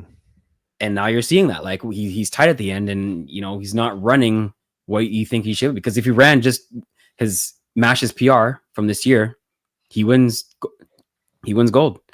Because Oblique didn't run 975. He needs to run some twos, Doc. Yeah, even let him go. If he go out there running like a 20.2, 20.3, 20.4, even run some twos, Doc. Defo CC that said that, right, Aaron? Said what? I don't know what you're talking about. Congrats on NACAT gold. Respect. Kishane has underperformed back-to-back times now. However, 2 silver medals isn't anything to be ashamed about. He's better than that fraud Asafa. I'm not going to disrespect Asafa. He's a legend in the game. But yeah, he's definitely a better championship performer right now than Asafa. And like it's like 2 silvers, you know, you can be happy with that. It's just for his talent and him coming as the favorite, it's a slight disappointment. So 2 things can be true. High standard. Exactly.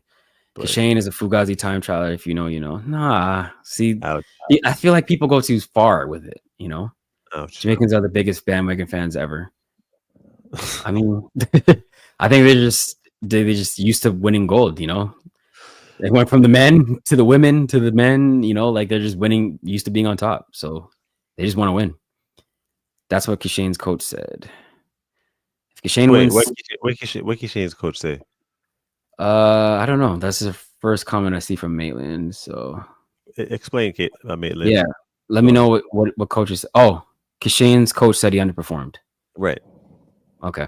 Yeah. I mean, that's fair. That's a fair take. Yeah. And he did. Yeah. He didn't run up to he didn't run 9.7, and he's run 9.75 this year.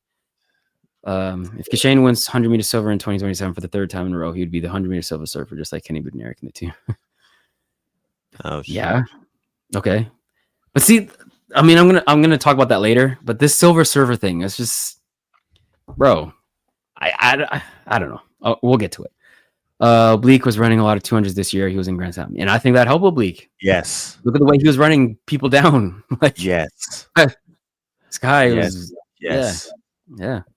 And that probably helped him with his rounds too. Like people were saying he was fried after that 100 in the first round, but having that 200 base, I think he's a bit stronger. He could handle it a little bit better. Exactly.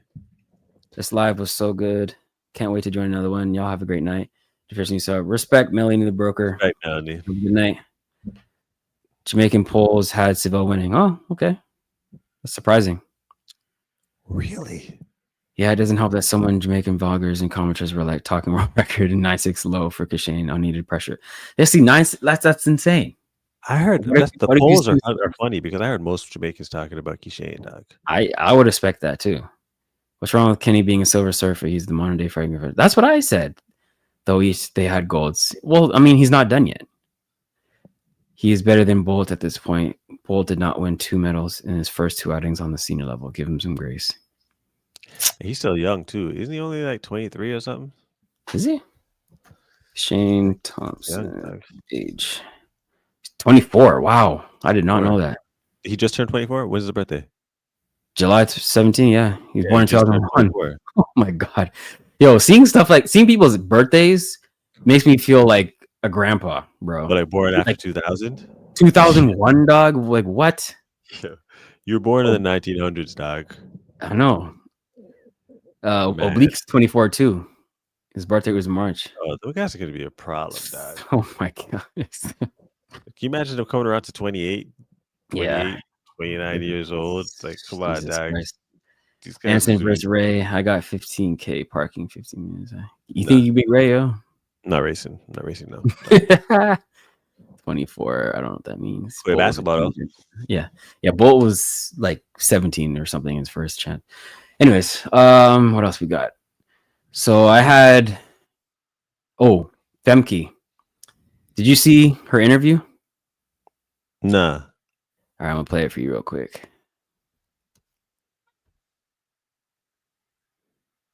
How did it feel not having Sydney competing in this event?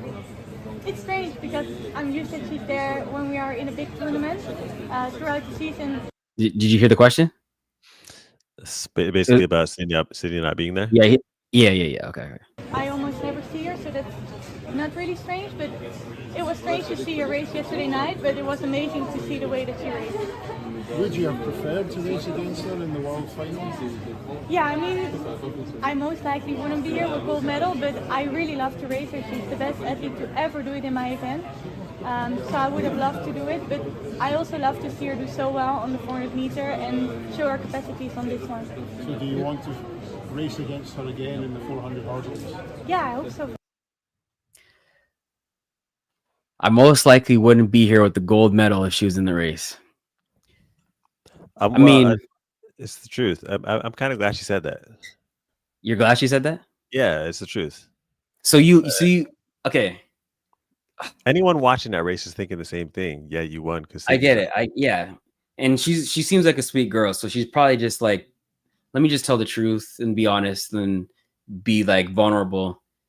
But when I heard that, I'm like, yo, like, you just won gold. Like, I feel like she's downplaying her own win. Like imagine, I don't know, like you just won the NBA title and you're like, yeah, we won the championship. Like if the Raptors were just like, yeah, we won, but you know, if KD didn't get hurt, we wouldn't have won. Like, well, maybe that's probably true, but okay, let me play devil's advocate for a second.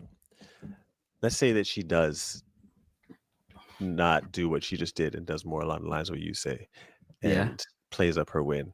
She'd have to really, really play it up. And say, I don't think you have to play it up.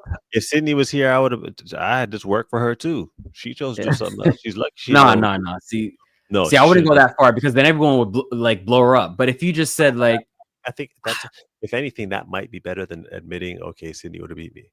If you're not gonna say that, then you'd have to really play it up and say, look, I won and I'm the world champion. I plan on beating anybody that came. So if Sydney was here, she would have lost too. That's how I feel about it. Well, I don't think she believes in her chest that she would have won. You play it up. She obviously knows she wasn't going to win. That's why she told she seems like a nice, like sweet girl, and I always see her talking nice about Delilah and how she inspired her and blah blah blah. So I don't think she's got it in her to be like, yeah, I would have won regardless. But going so far to say like I wouldn't have the gold, it's like damn. She said it as calmly as possible. Hey, if Sydney came, I believe I would have beat her anyways. Or what if she said if Sydney was in the race, it would have been interesting. You know, I would love to see what would happen if we raced again. Like that's what I would say. Over the top. It has to be over the top. Even if I believed that I couldn't have won, I would still say, you know, it'd been a good race because I just won gold. I'm not trying to like downplay my own win. And this is another goal for her. She just defended her title. But I don't mind her answer though, because we're all thinking. Okay. All right. Well. Shout out to Femke Ball. You know, she because of Sydney, she doesn't get the credit she deserves. And run the 4, Femke. Oh yeah, I'd love to see her jump at that 4. She can. She's a beast in that too. That silver is there for her. Yeah. I see her ahead of Paulino. Yeah. All right. I think that. Wait, what'd you say? I said I could see her. Don't do this. Don't do this. No, you already agreed, dog. Look, no. Reality there. No, I think it can happen. Don't do this. So. All right, we're gonna shift gears here. I'm gonna ignore the disrespect. Like Paulino did just go the 3rd fastest time in history. Okay, I'm just saying. You're not gonna disrespect the outdoors. She's the world record holder. Outside, who knows what she could do. Anyways, y'all. You know, if you're enjoying this, don't forget, like and subscribe. Shout out to y'all tuning in. Gonna have some more content coming for y'all. So let's go move on to the next segment, which is athlete legacy. So obviously the championships happened. Those are the biggest storylines. But I like to always look at what it means for the grand scheme of track and field now that the championships are done. So first off, we saw our legend, in my opinion, the greatest female sprinter of all time, retire. This is the last time we're going to see her. Shelly-Ann Fraser-Pryce. Shout out to the GOAT.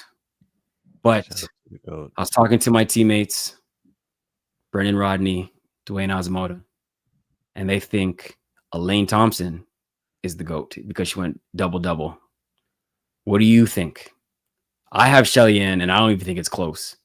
But what do you think?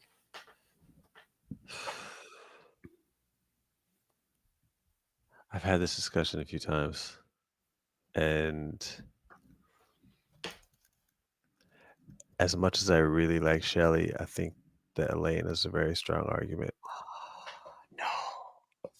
Why? No. Okay. But you one- hold on. You're the man that doesn't want to put all the emphasis on the Olympics. And her only case is the fact that she went double-double at the Olympics versus the World Championship. Right. So That's her. And her 10-5 and 21-5. I'll give her that. Okay, but that's the kicker. Not Okay, only did she win back-to-back Olympics and do the double-double, she's running extremely fast. 10-5. Chat. We got y'all. Got to weigh in this too. Who's the GOAT in your eyes, Shelly or Elaine? Tell me in the comments. I know. That is ridiculously fast. And then I know. Was she run 21.5? 21:53. I want to say. Thompson to yeah. Yo, Shelly obviously has longevity. She's got more world championships. Yeah, 53. But dog, there's a very strong argument for Elaine, and her next season is going to be crucial as far as her legacy. Let me say that. I'll give Elaine? the edge to Shelly right now. Yeah, I'll give the edge to Is Shelly she even right now. still active? She didn't even run this year. Yeah, she's training with Reina, dog. I heard she wasn't. What? She left? I don't think she was there. No, she's there, dog. Are you sure? Like, it's confirmed? Okay. Yeah, she's there. Why didn't she run then? I don't know. But if bro, she gets her shit together, she still has years to decide that. I'll give Shelly the edge right now. But I see the argument for her already. I don't think it's a strong enough argument. I understand. Okay, the times she's got faster PRs. She's got the double-double. That is wicked. I'm not going to downplay that. Like, that's not legendary. That is wicked. Shelly Ann Fraser-Price has 2 back-to-back 100-meter golds in the Olympics. And I want to say 5 100-meter titles at World Championships. 7 total global titles in the... Like, come on, man. What are we doing here? Okay, look. The record for the most 10-6s in a season in 2022 after she had a kid, came back, damaging people. And by the way, when Elaine won those double-doubles in the 100, Shelly was right there. Well, not right there, but she was second. So when Elaine loses, she's like way off.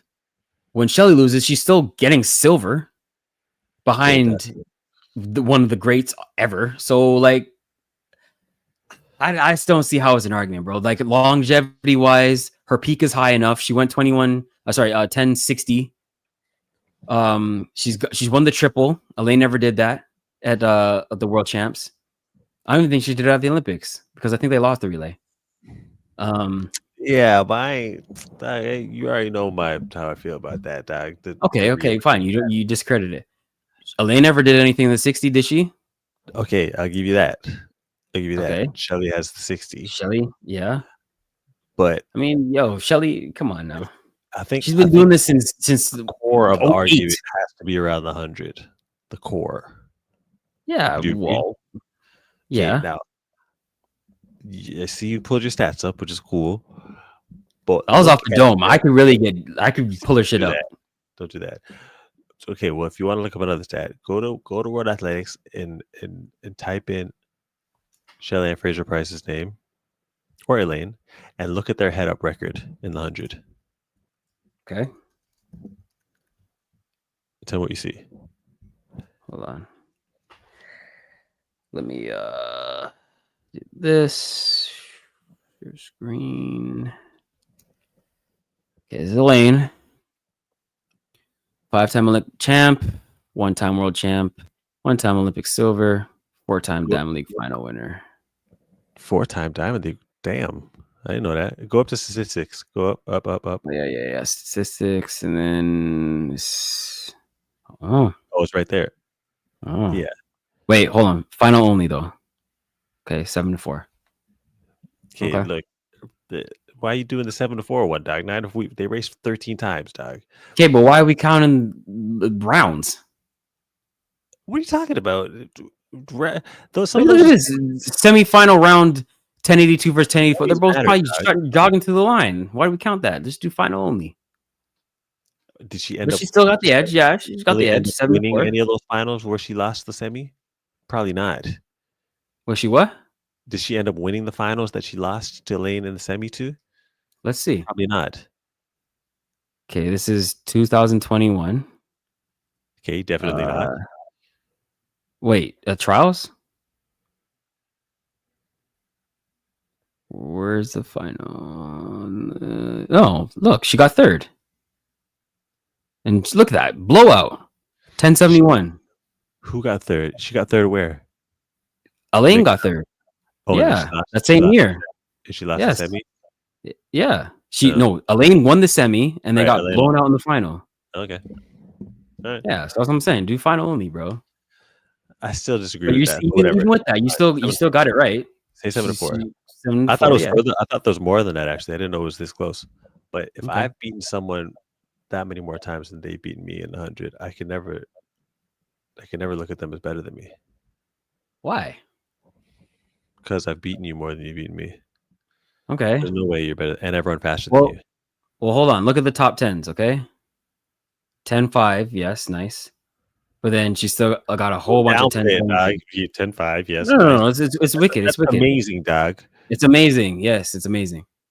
But 3 10-6s and then a slew of 10-7s. Now let's pull up Shelly Ann. Hold up.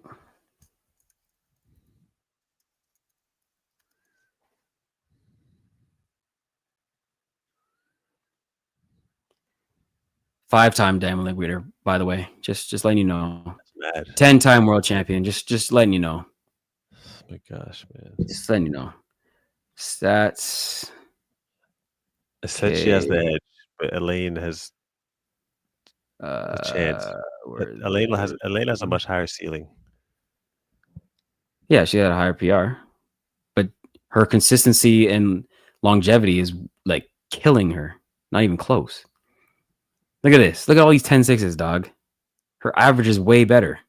Yeah, look, Shelly has the edge, dog. I see the argument for Elaine. I do see it. Let's go results by limit. 9 1070s. 32 10-7s are faster, bro. 32. What are we doing here? 87 sub 11s. Come on, man. She has the edge, dog. Yeah. She has the edge, but Elaine. See what the chat's talking about. Hold on, let me X this out. She's beating her more, dog. Say what you want about Grand Slam track, but it helped athletes perform this year. I'm just saying. Agree. Yeah. And a lot of people said it was going to hurt them. That's the funny part. Oh. They did well, though. Oblique was in it. Did well. Yeah, Kenny did well. Melissa, I mean, Sydney. Come on now. Sydney.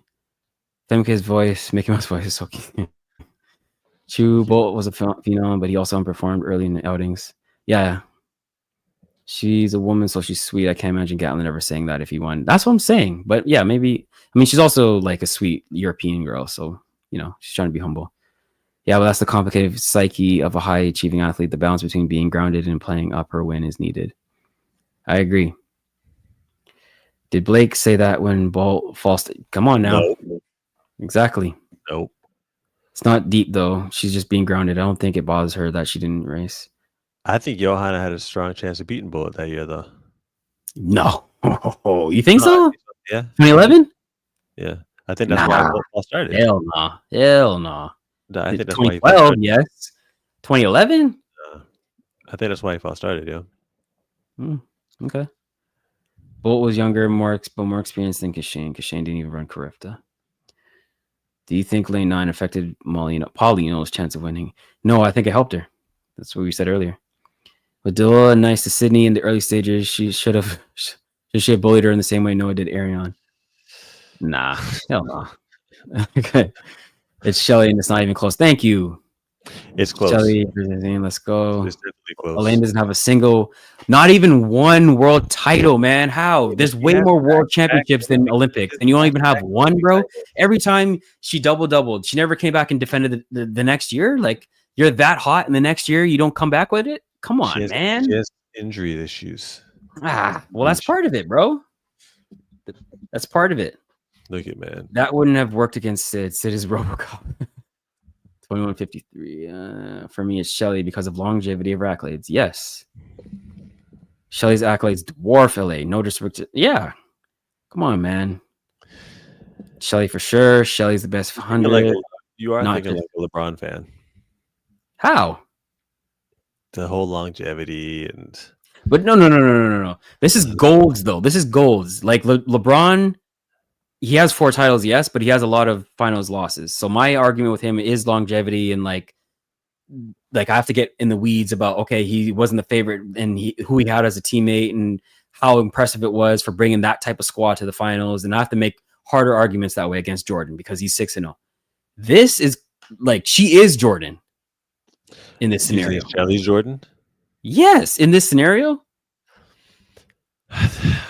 She's like Tom Brady.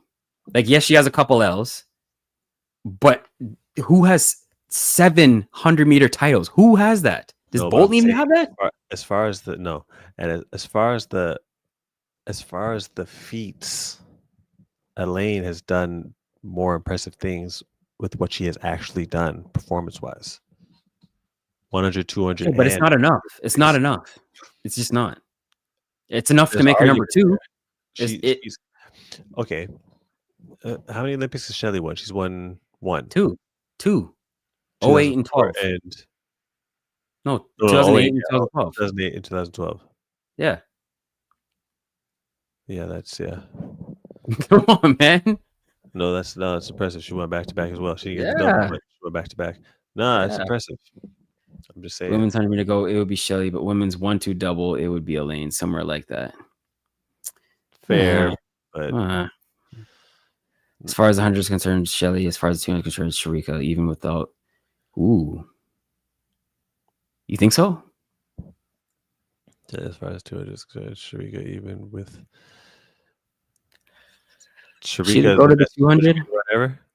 Huh? Best Jamaican 200 meter runner. Like best ever. Yeah, who would say that? Yeah, even without the gold, the Olympic gold. She has what, two titles and a bronze now? I see what you're saying. So because Elaine won it twice. It's funny. I never even thought of Elaine in this argument. You know, I would have just given it to Sharika. Does Flojo ever factor in for you at all? Best 200 meter runner. Because that you're talking about being dominant and having the highest ceiling. That is the highest ceiling and being dominant. Still got the world records. Still got the Olympic golds. It's just she only had 1 Olympic gold. 2. She won the 1 and 2. Oh no, I mean in the 200. She only has 1. Oh yeah. Flojo. But that's the ceiling thing that you're saying, bro. Well, if you're talking about a world record, dog, that changes. Yeah. I mean, the Elaine or Shelly don't have a world record. Now, if Elaine had the world record, I would definitely say she was the GOAT. Shelly has a world championship and Olympic success. You have to do it in both. She's a 5-time world champ, 2-time Olympic champ, first woman to pull off Triple Crown. Come on now. Shelly has that. That Noah is second in the 200 all time. Absolutely. I don't even think that's an argument. Elaine still has some time to make it clear, but she needs a world title, and that's gonna be really hard with Melissa on the loose. If she gets a world title, then I think it's a debate. That's what I say. To me, right now, it's not a debate. Sharika doesn't have a single 200-meter medal. That's crazy. Not even a medal, bro. If she had at least one medal, you could say it's her. VCB is the 200-meter go. Oh, VCB. Oh, Allison and Veronica. I forgot about them. Allison has a case. For what? Veronica, for the 200-meter goat. Don't say it like that, like she's a bum, bro. What the hell? No. She just didn't come to mind. 200-meter Dog, gold. she's got like what 3 200-meter titles and an Olympic gold too, and then 2 Olympic silvers. Veronica has back-to-back golds, but I don't think she's won a world title. Does she not have? I didn't realize Allison had that many individual golds in the 200. She won 05, 07, and one more year. 11? Or maybe 09. I don't know. She has 3 though. I know that. Look. Allison Felix. Pull up her World Athletics.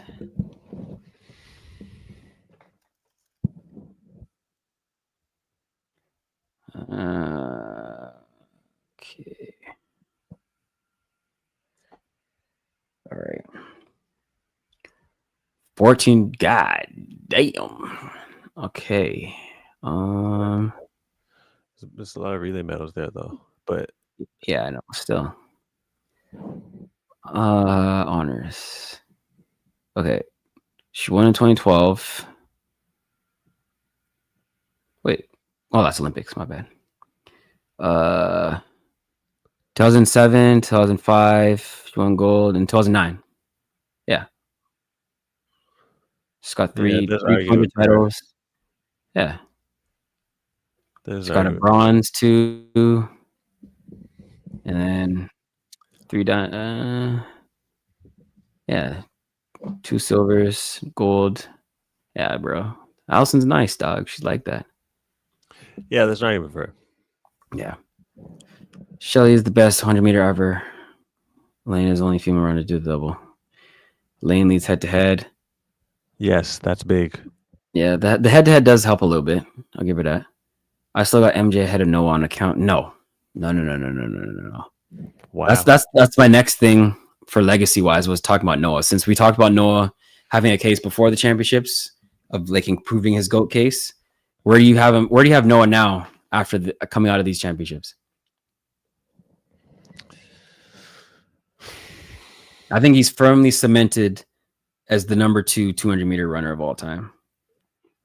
Yeah, I have a hot take. I have a hot take after 2. Oh yeah, okay. Hold on. Okay.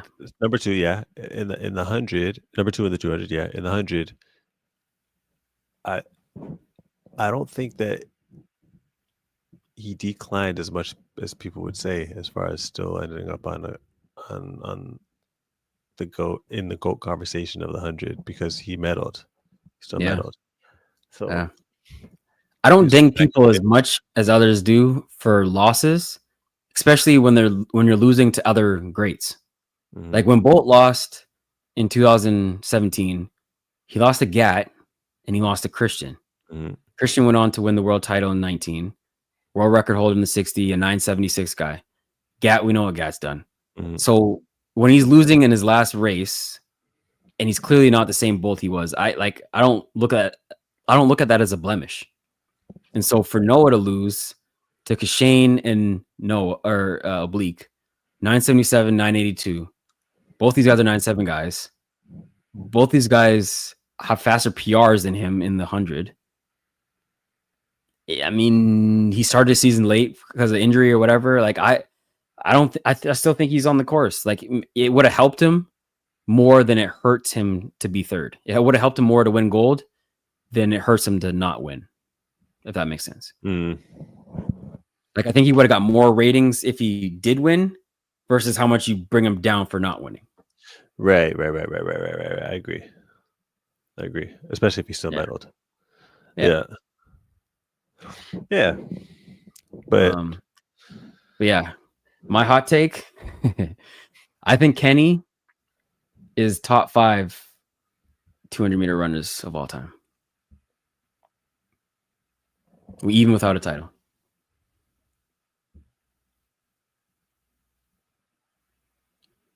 Yeah, okay. I can see that. Okay, because I can see that. He's got 4 silvers now, and he lost to Andre, to Bogo, and Noah twice. He's run 19.5. Well, matter of fact, let me put this. Wait a minute. So you'd put him ahead of Tobogo? Yeah. Yeah. You don't? I don't think Tebogo's done enough yet. He hasn't been around long enough yet. Tebogo hasn't been Tebogo hasn't been around long enough yet. And I don't just give him like the Olympic gold. I don't just trump everything that much. No, I agree. I don't especially like when Kenny was right behind him. Yeah, I don't like doing that either. And then he's always been in the mix in that too. Exactly. And didn't he pass? Isn't he second? He passed Bolt too. I was just about to say that. All right, this is Kenny. So he's got two 200-meter Diamond League wins too. 19.5 PR. Let me go. Okay, let's go to. Damn. That's That's crazy. But those two L's are at the Olympics. I know. That's crazy. Two big L's, dog. Yeah. Where's Tebogo? There he is. Oh wait, finals only.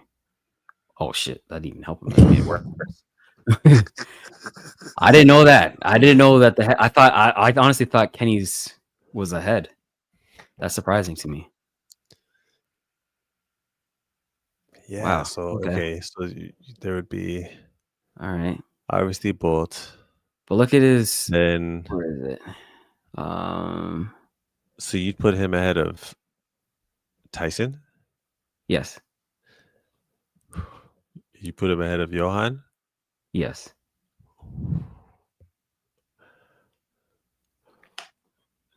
And you're not putting him ahead of Noah. You have Noah number 2. No, number 2. MJ number 3. You have him ahead of MJ number 3. You have him ahead of Teboho. This 2 and 5 now is kind of throwing me off, but I still think so. Where is the thing I'm looking for?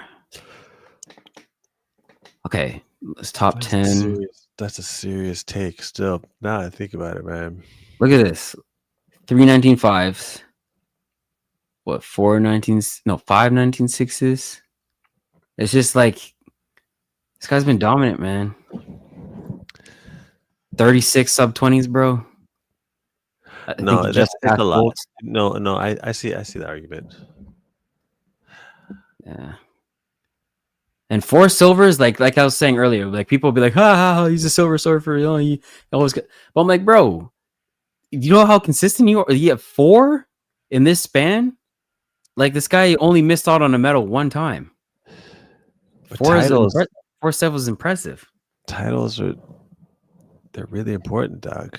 They are, but Teboho only has 1. And it's an amazing one. He went 19.4 and won the Olympic gold. Yeah. Okay. Listen, if you said Teboho was ahead, I'm like, okay, I can concede that. Especially because he has a winning record. That means something. But just Kenny's been so but the other guys you wouldn't. And no, especially Johan. Like, yeah, I know he ran 19.2, but other than that, why would I put him ahead? He has 19.2, 19.4, and Olympic silver. 19.2. That's it. There's a 2. There's a 2 after the 19. There is a 2. That's come on, dog. So okay, what's your top 5 then?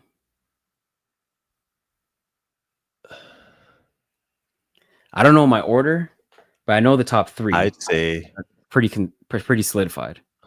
I'd say Usain Bolt, right? Noah Lyles, yep.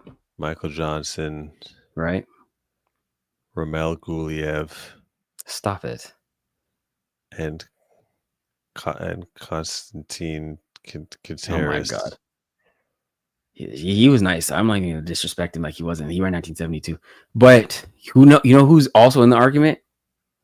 Guys like Otto and Frankie Fredericks. Yeah. Otto was people don't realize who Otto was, I know. Otto was cool. Clue. Otto has a world title as well. So does Frankie. And this guy set trends. He started the whole shades thing. He's the reason why y'all can't take your shirts off no more when you finish races. Bleak still did it though. He didn't care. That was the first thing this guy did. He said, "Let me get naked." Imagine. I would do the same thing though. What I'm about to say, but that used to be an asset for track and field. What, like male physique? Guys used to be taking their shirts off after races and shit. Oh yeah. That was a selling I think point. it still is though. Like, have People you don't do seen it that much more, though. Leo the German? That's his whole thing on social media. This guy has bare followers from just being shirtless all the time. Yeah, but people used to do it after heats and shit, like through the rounds. Oh damn! Yeah, that was a thing, dog. I think you would go viral if you did that still. But you can get DQ now, I think. Oh damn, that's You crazy. don't fuck around with shit like that. Shrika shouldn't even be top 3 by your metrics. Lane has a 60 medal and national record. Does she? She has a national record? What? I didn't know that either. But she has a medal? Well, it's not a gold. They would have said a No, it title. wouldn't be a gold. No. Broke the 200 world record. Shelly has a twice. gold in the 60 though, so that would nullify it. She only has 2 world titles and 1 bronze. Second all time, 0 Olympic medals in the event. Who are they talking about? Shrika there? Yeah. Shrika, yeah. Yeah. She's second fastest ever. But be inconsistent and move the goalpost for each other. Yeah, quit it, Aaron. She's talking to you. No, I think it was you. Broke the 200 world record twice. Both did it twice. Lane is washed, Anson. Give her a chance. Give her a chance. But her time is a host of 21.4, 21.5, 21.6. Anson, there's no debate. Shelly is better. MJ's PR 1932. Next best is 1966. Such an outlier. Multiple 19.4s and then 10 19.5s. Multiple. Yeah. To me, he's clearly number 2. Noah's not even close. Yeah.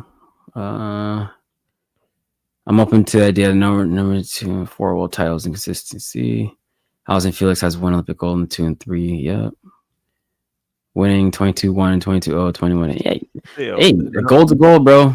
Come on now. So no one needs the world record to become the best. Absolutely. Yeah. 200 golds all the time. Problem was say Elaine had the world record in the 100. Would you have her ahead of Shelly? No, that's not enough. But what's the difference with the Bolt situation and the Elaine situation?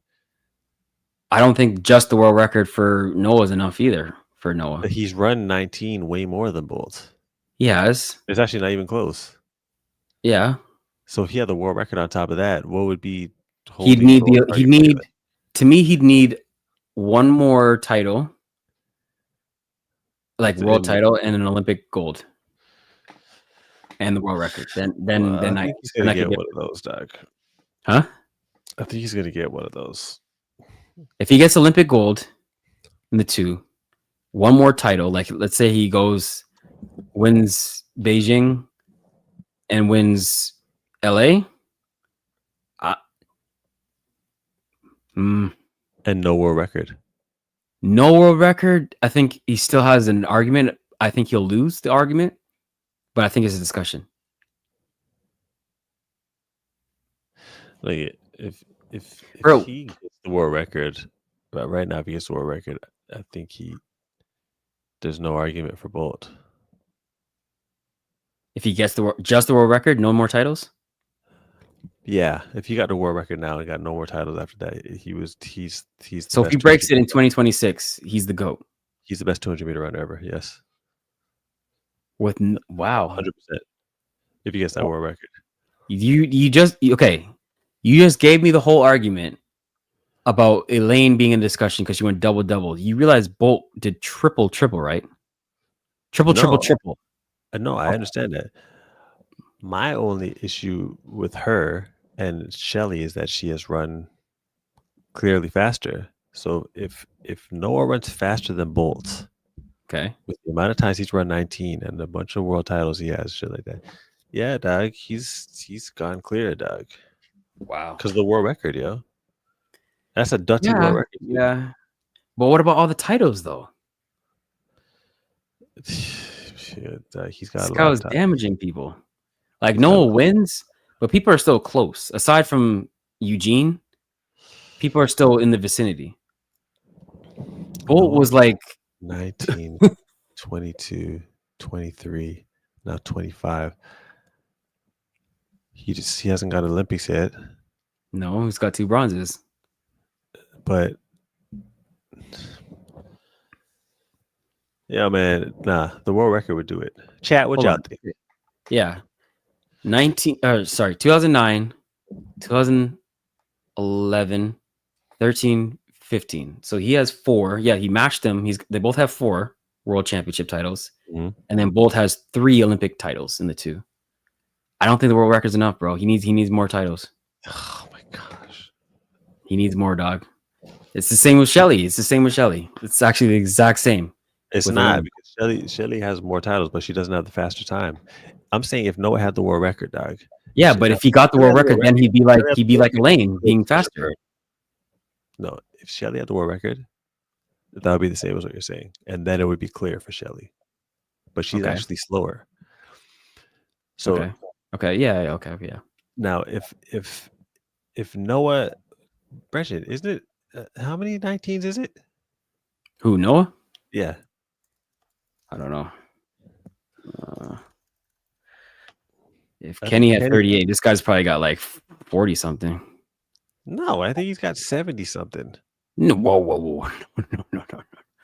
Hell no. Maybe like 50, but 70 is insane. Maybe There's it's no 50 way. something. Maybe it's 50 something. That's No, he's clearly in front. no, it's not on. This is results. Results limit 48. Yeah, it's 40 something. Yeah.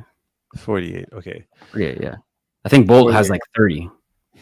No, Kenny just passed Bolt. Yeah, and Kenny has 38. Oh, okay. Yeah, 36 or whatever. But look at this guy's top 10. Oh my god, Noah. that's crazy. It's nutty, dog. Yo, I'm telling you, dog. This guy's put some numbers up, man. Jeez. And he's run a lot. You know what's crazy? There's a lot of these. I was in a lot of these races, bro. Are you serious? I think that's why I have so much respect for this guy, because I'm like, I'm watching it. I'm getting murdered. Noah does his thing in that. I'm like, yo, this guy's good. Like, oh my god. All right. He gets the world record. There's no I don't think there's a discussion, man. He needs another title. I'm sorry. He just does. Bull has 7, bro. Titles mean a lot to me. When you start racking them up like that. 19s don't mean a lot to you? It does, but it doesn't. Times don't move me as much as titles. Okay, maybe not times, but world records. Plus, if you match their top 10 times, Noah's average is way better. You put a world record on top of that. Hold on, let me see Bolt. Before I say something, let me see Bolts. Share screen. All right. Results by limit. 200. Okay, so he has 34 sub 20s. His top 10.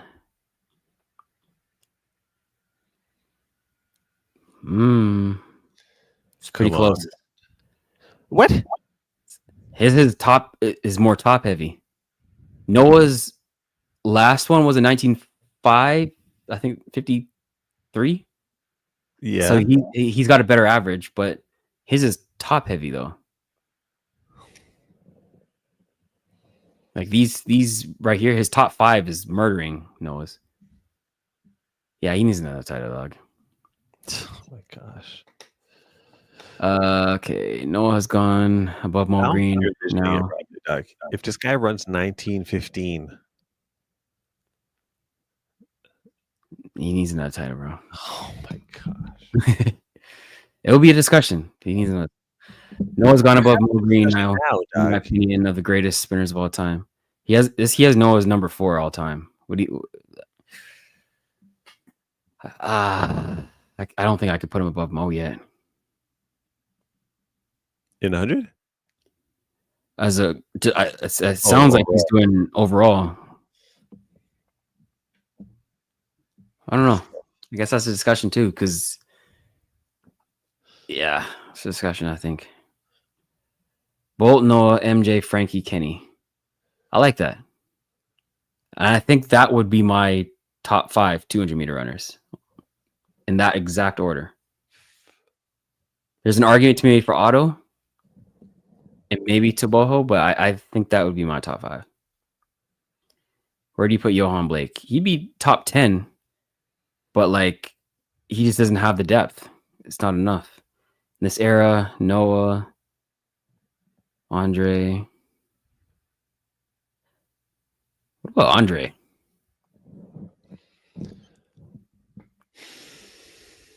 How many silvers does Andre have?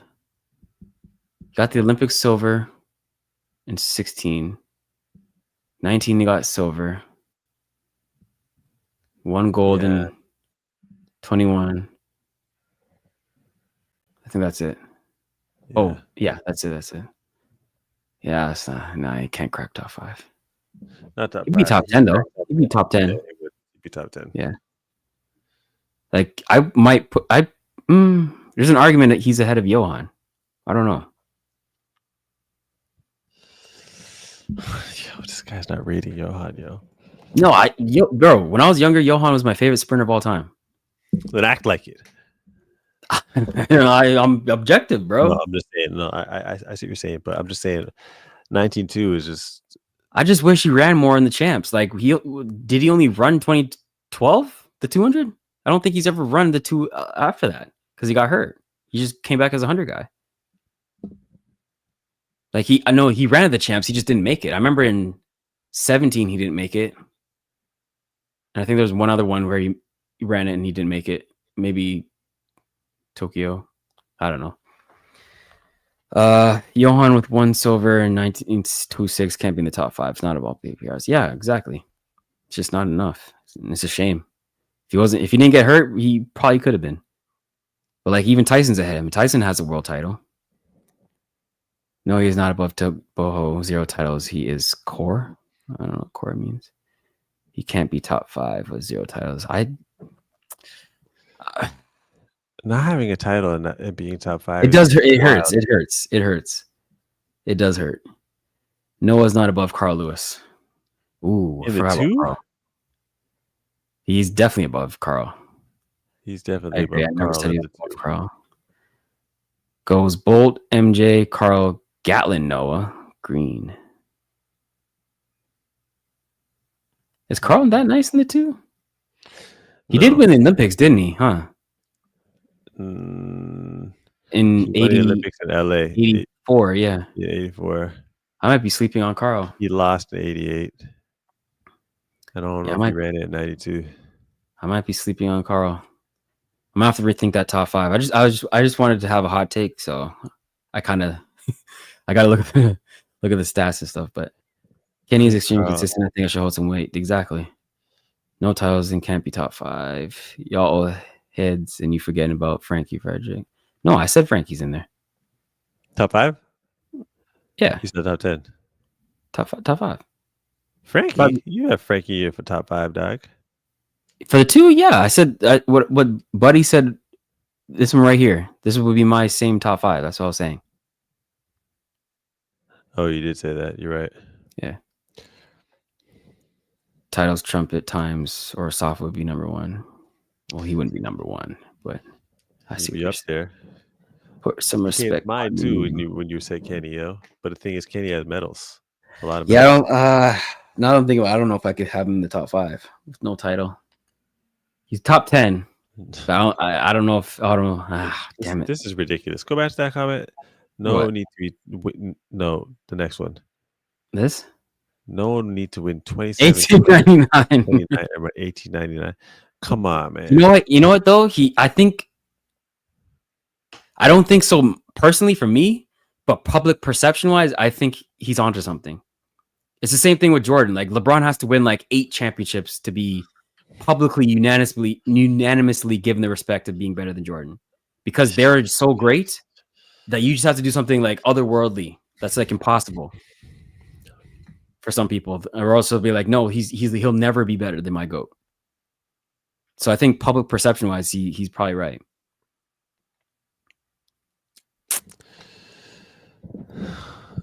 All right, yo, check this. How many more topics did you have? because I know there's a couple of things I wanted to talk. That you were Oh talking yeah, about. I yeah. wanted to talk about. Yeah, let me go back.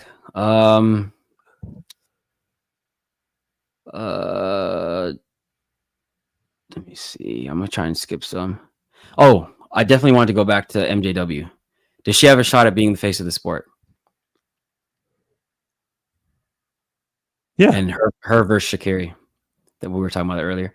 Right. So first of all, off of this championships, her margin of victory was one of the biggest we've ever seen. Mhm. She ran the number 400-meter time of all time. Could have been faster if she had someone pushing her.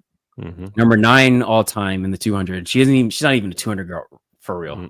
She just started with this thing. I think her PR before this was like 22.2, 22.4, something like that. And now she's just like easing up, running 22.0s. Ran 21.9, then 21.8, then 21.6.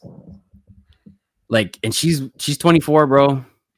She's already got Olympic bronze, world titles. She did the second woman to do the triple. I mean, I don't see why she can't. She's a sweetheart. She's actually got a great personality. She's American. I don't see why she can't be one of the faces of the sport, bro. I mean, right now, people are talking about it, and someone tagged me. I should have screenshotted it, but someone tagged me to the championships and said, is MJW the face of the sport? And someone said it's Sydney, but don't tell Aaron Brown. And I agree. I think it is Sydney. It's hard to go against her. But I think MJW has a case, bro. What do you think? She does, but I think her rivalry with Sha'Carri is gonna help with that. It's all a lot of the bigger names have rivals, Yeah. Even Sydney, you gotta have rivals. Or you gotta have world records. And I hope Sydney's rivalry can develop with Paulino. I don't know how that's gonna work necessarily because of the language barrier.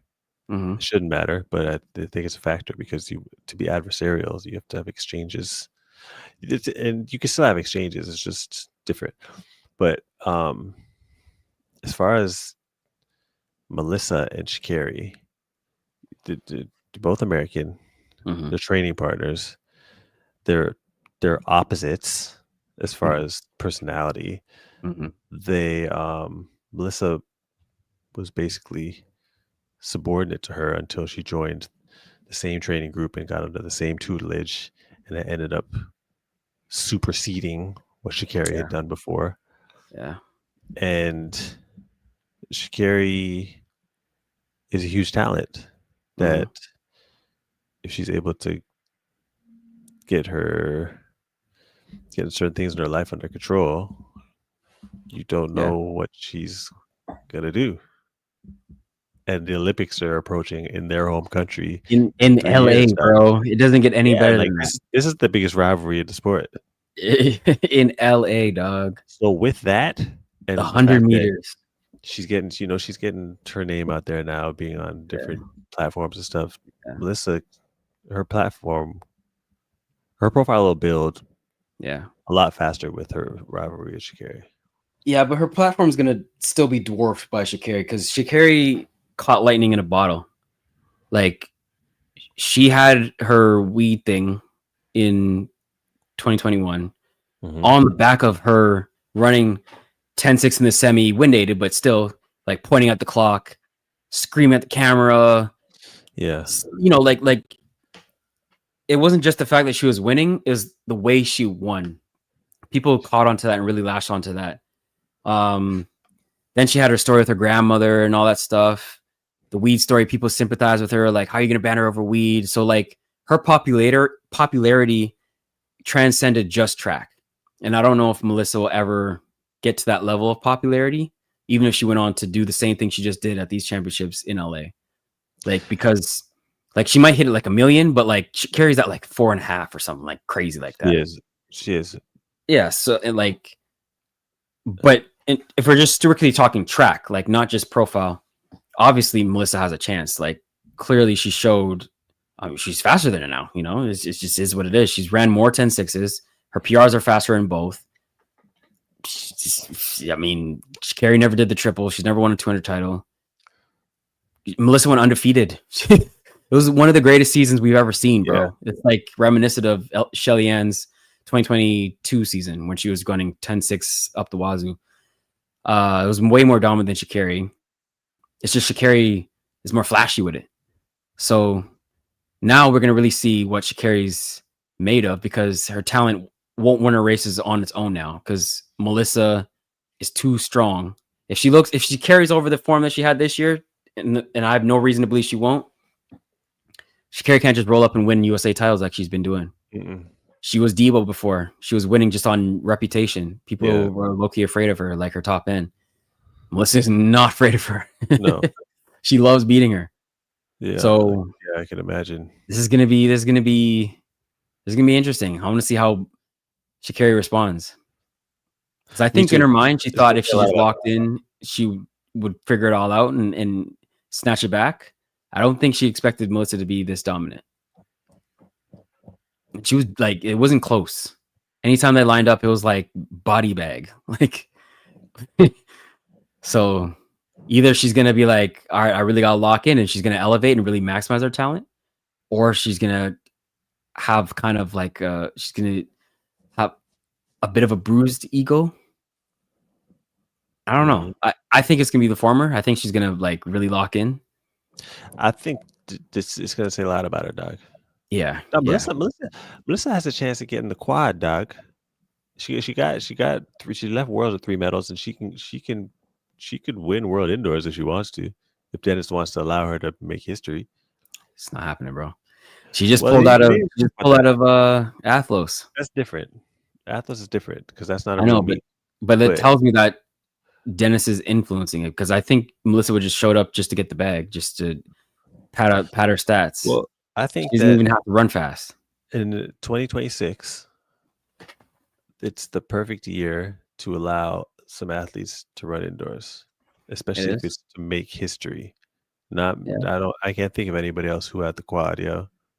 Maybe Shelly did, but I don't know if when Shelly had all 3 at one point. I don't know if she had. When did she win World Indoors? At one point, I don't know if she had the. Did she win World Indoors? Yeah, she did. She had the 1, the 2, and the 60 at one point. I don't know if she had the 4x1 as well. But Melissa, because she could do something special here. And plus, dog, can you imagine how wicked World Indoors would be if Julian runs World Indoors as well? Mm-hmm. Come on, dog. She just through the roof. Mm-hmm. So as far as what she's doing on the track, yeah, she's accomplished more than Sha'Carri at this stage, but she can raise her profile with the rivalry with Sha'Carri.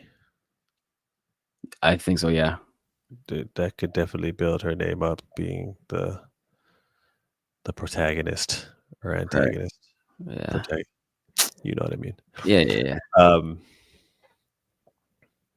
Let's see. I'm looking forward to that, yo. I'm gonna be talking that up all year. Shades of Evelyn Ashford definitely has a case. Could be the face. We'll see. We'll need to contact SML's agent to get her on national TV spots. I agree. There's the conversation. Sha'Carri versus Melissa, and Sha'Carri versus public. Performance, and level of public obsession. It's not even close. Like, Sha'Carri has a cult following, bro. Yeah, it's not even close.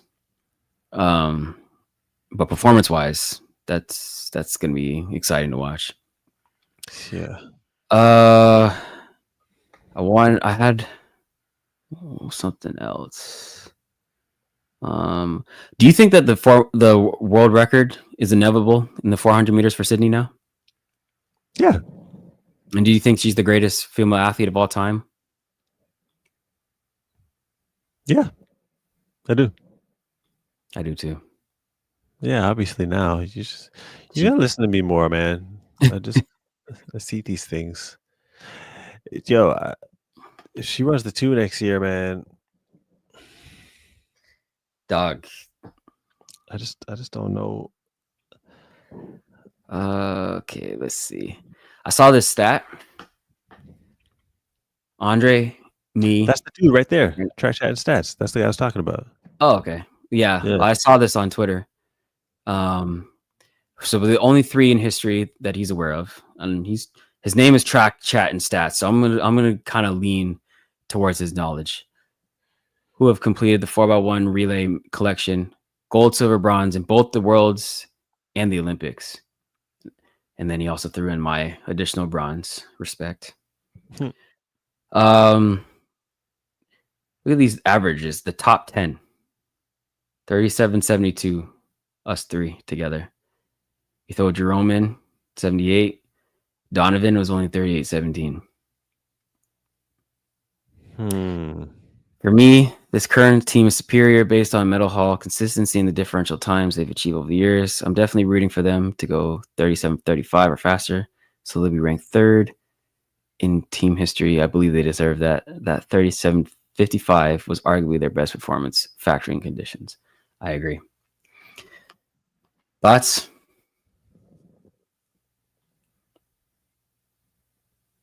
It's a nice stat, yo. Let's put it back up. Oh, did you say thoughts? I thought you were about to give thoughts. No. I had to rethink. After you guys ran this race, Mm-hmm. I told you this already. I put a post out about this actually. I'm gonna do that up next. I rethought the whole Canada best Canadian relay team in history, simply because as we were going into it, I realized that there's more times where I was going into the 4x1 at the end of the meet and having anticipation of what Canada's going to do. I can only remember Atlanta where I felt like that about Donovan's squad, and that's it. Yeah, I think they won in '97 as well. I think so. Or they won in. Might have won in I think they won 95, 96, 97. I think they three-peated. They won in 97. Championship. Did they win in 95? Let me see. 95, 96, 97. Yo, I think they dropped the baton in 95, you know. Did they? I think so, but check. All right. Let me see. Let me get this. Hold on. Okay. Yeah. Oh, they dropped in 99. 99, they dropped it. So yeah, they did three-peat though. 95, 96, and then 97. That's big. Yeah, and they got bronze here. But that's no Donovan. 95, 96, 97. Three-peat is serious, dog. Yeah, it is. But it is the same team. It's the exact same team for those 3 years. Esme. Carlton Chambers here. He ran the prelims. In 96. Yeah, same team. Three-peat is serious. It is. But I still stand by what I said, because I think over a longer period of time, and you guys have ran faster. Yeah. It's hard to argue it. And you guys, mind you, those 2 of those 3 years that they won, they had the fastest man in the world. Yeah. And Donovan in 97, he came second, so he was still up there. Just look at this. 2015, bronze. 2025. It's a 10-year gap, bro. This is what I'm saying. And then me, it's a 12-year gap. This is what I'm saying. So it's like you guys have been going into big races and being contenders, yo. So, yeah. As far as relay teams, dog, it's hard to argue against that right now. Let's play your video. I'm just gonna hear about this. I talk up the Canadian relay team all the time, heavy. I'm the 5th leg, not alternate. I'm the 5th leg. I'm going to continue to talk my shit about the Canadian relay team because I really think these guys are doing some real things. The priority should be handoffs and how fast you get through the handoffs, but speed is a big factor. We haven't had the speed this year that we usually did, and they still put out a silver. Like, come on, man. But they were in contention to win under those circumstances. I think that was impressive, yo. And I did a show with Aaron Brown, Perdita Felician. I was asked who I thought the best Canadian relay team was. when I was on the show, I said the 96 relay team in Atlanta, Donovan Bailey, Bruni Surin, Glenroy Gilbert, Robert Esme, considering the moment and considering how they ran the time, when they ran the time, defeating the Americans on home soil. And I remember saying something about if they won in LA, then okay, it could be a discussion. But no, they don't need to win in LA for it to become a discussion. These 4 guys have been together for a longer time, I believe. The exact 4. They're always in contention. They're always leaving with some sort of hardware. And they've run faster. It's really hard to argue against them being the best 4x1 team in Canada. Upon reflection, it's pretty clear. The common factor in both is Glenroy. Glenroy was on the relay team that I'm talking about, and he's the relay coach right now. And really, he's the tiebreaker. I strongly believe that Glenroy would say that this relay team now is the best team in history. Matter of fact, I want to have him come on, and I'm going to ask him. I'm pretty sure Glenroy will say the team now. I want to know what Glenroy said, honestly. So you never asked me this? I've never asked him. He responded to the video actually in the comment section. What did he say? He said something about, "Oh, you're gonna put me in the hot seat" or something like that. I think he would take more pride in this team, though. I think he would say you guys. Yeah, because he's since day one, 2012, when my first senior team, he's put his foot in this thing. Like, he loves the 4x1, and that's always been his thing. He's the head coach now, but he still works with the relay, and that's because he just loves it that much. Like, that's his legacy. This is another thing I don't like about these Americans talking so much when they win, because they had to restaff. They're firing people and hiring people and rejigging their whole setup to make themselves contenders in the relay. Glenroy's been there since I started running pro, dog. I know. Well, Glenroy was a relay coach back in 2002. That's his first year, dog. That's crazy. So it's like, come on, man. It's been him. What do you think about the subbing? So Priya, my wife, she was saying that it was kind of cheating that the USA ran a completely different team aside from Christian from the prelims to the finals. And she's like, the USA is the only team that can do that. I said it's fine because it's just a 4x1. 4x4, I understand that's a little harder because it's a 400-meter race. So they're like burning their legs out. But I don't know. I still don't have a problem with it, but I could see why someone might say something about that, because they're really the only team that can do 3 changes. So it was basically 6-on-4 or 7-on-4. Yeah. And when we got our medals, it was just us 4 up there, but USA they're deep in there, bro. They're on the podium with like 7 people. Yeah, I never thought about that. Yeah. But the problem is, I mean, you can't. I mean, I'm cool with it. I ain't gonna say nothing about that. The 200-meter final was the same day as the heats, wasn't it? No, the heats were the day after. Day after, yeah. The day after, yeah. So, and if it was Canada, like if me and Andre and Jerome made the finals in the 2, we would still have to run the relay. Done that before. We're not taking any chances after Budapest, bro. Yeah. Do you ever wonder if Andre ran the relay in Budapest? We could have had another medal, honestly. Yeah, of course. Because we were coming off of being the defending champions. Yeah. So let's just say we get another silver. Bro. I just think about how many medals we could have had, bro. Hold on. Who? Oh, no. The USA won. Yeah, USA won. They won 37-3, like 35, I think. And then Italy got second. And I don't think they ran that fast. I think it was like 37-7, 37-6. And then I think Japan got third. No, you would have definitely medaled, but you would have had a strong chance to win too. Yeah. Let me see. Lesson learned. Oh no, Jamaica got third. Hakeem Blake, Oblique Seville, Ryan Ford, Rohan Watson. Interesting. Yeah, Jamaica has been a while since they've medaled in the men's 4x1. Maitland. Outside of that, Glenroy has Trinidadian origins. Bionic Woman. Shelly, hold off. 4 all time. 1, 2, 4x1. Oh, so you had the quad. She did. It's another case for my GOAT. Waiting That's a here to big- tell that's us a big her one. role. No offense. Talk about the 37 team them conditions. All right. How are you gonna say you're not here to talk about the Canadian team when I was on it? You're on my YouTube channel. Like, what are you talking about? How you talk about what the hell ever I want? Between 2017 We'll and make y'all 2021. restaff again. Here are the top 5 nations. Olympic 9, World Championships gold. What? Oh, damn! They have 3 golds and 2 silvers. That's pretty impressive.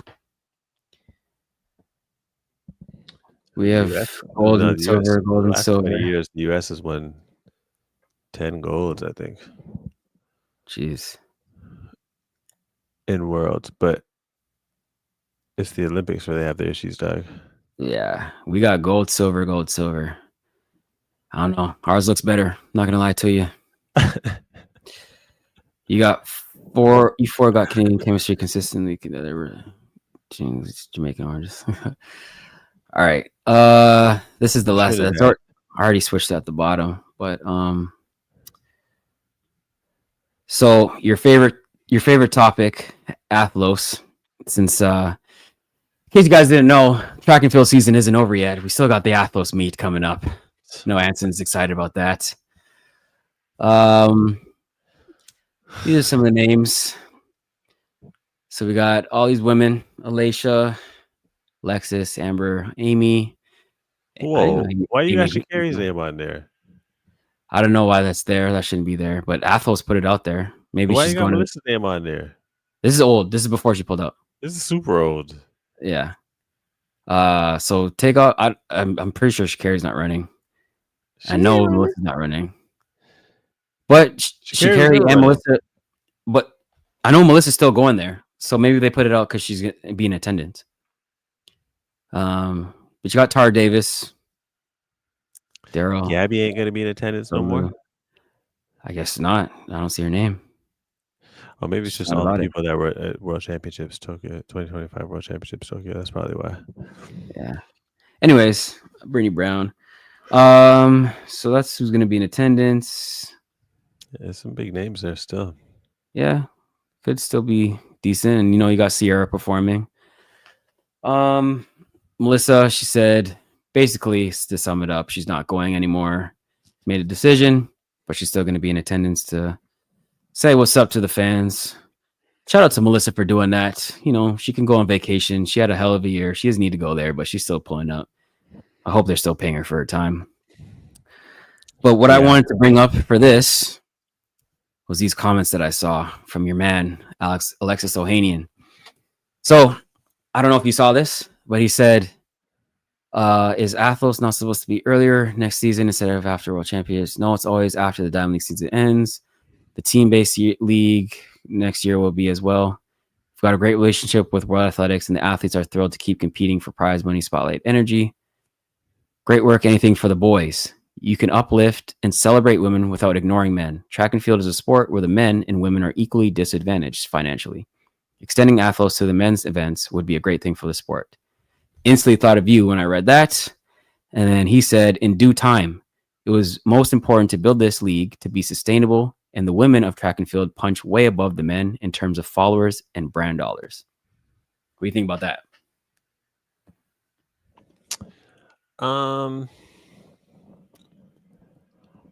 Well, I think it's contradictory because I think that from what I saw last year, they're positioning the women as being hard done by in track and field. So if you're gonna say that they're hard done by, but then come back and say that they punch way above the men in terms of followers and brand dollars, then which one is it? Because it could be both. What if it's that track and field is so poverty that the women are being done wrong comparatively to other sports like tennis and golf? They're not making as much as they should. But then the men are even worse, and they're so bad that you don't even want to have a league with them. What? Okay.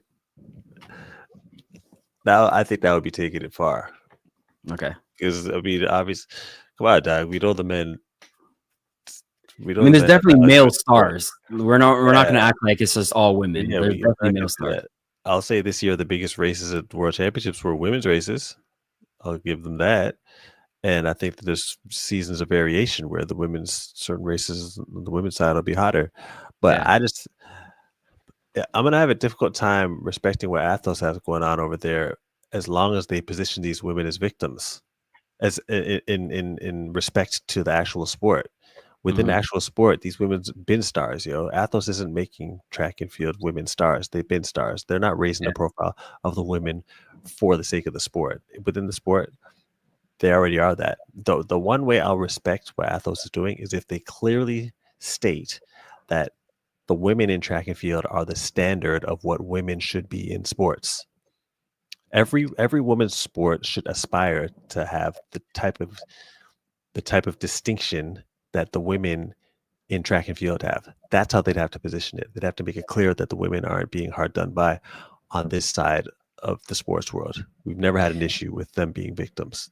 And if they keep positioning it like that, and the questionings around that, and the people getting interviews, they're making statements around those bogus facts, then it's like I'm not gonna be able to support that meet, yo. If they reposition it to the way I just stated, I'd be all for that meet, yo. If you're highlighting women that are the standard of what women should be in sports, I'm all for it.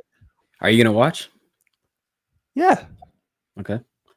I think I thought the comment was interesting because to me it says that he recognizes that the women have more value in terms of, because in track and field we have pretty much parity where there's no like men make more than women and it's unfair.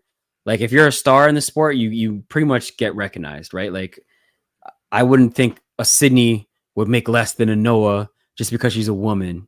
Like it's a pretty fair, equal sport, right?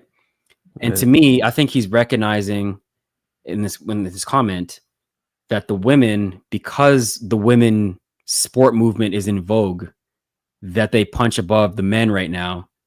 And they have the beauty thing going on. It's easier for them to get followers, like men are, like going to follow a beautiful girl, and, women in track look good. They got nice bodies and whatever. So I think just like it's easier to market the women in the sport.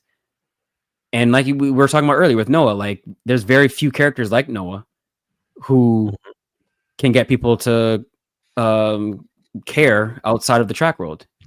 Most guys are just fast and don't show much personality or don't even have much personality. So for them to be able to be women, I think it's a natural, easy thing because they can lump them into that women's movement thing and it's an easy sell. I think it's just a lot of times when people put in dollars and invest a lot of money, you want something easy. And the easy way is to say, we're going to show the women some love. And so I would hope that they don't stress again it's been so hard for the women in track and field, because it's been so hard for everybody in track and field.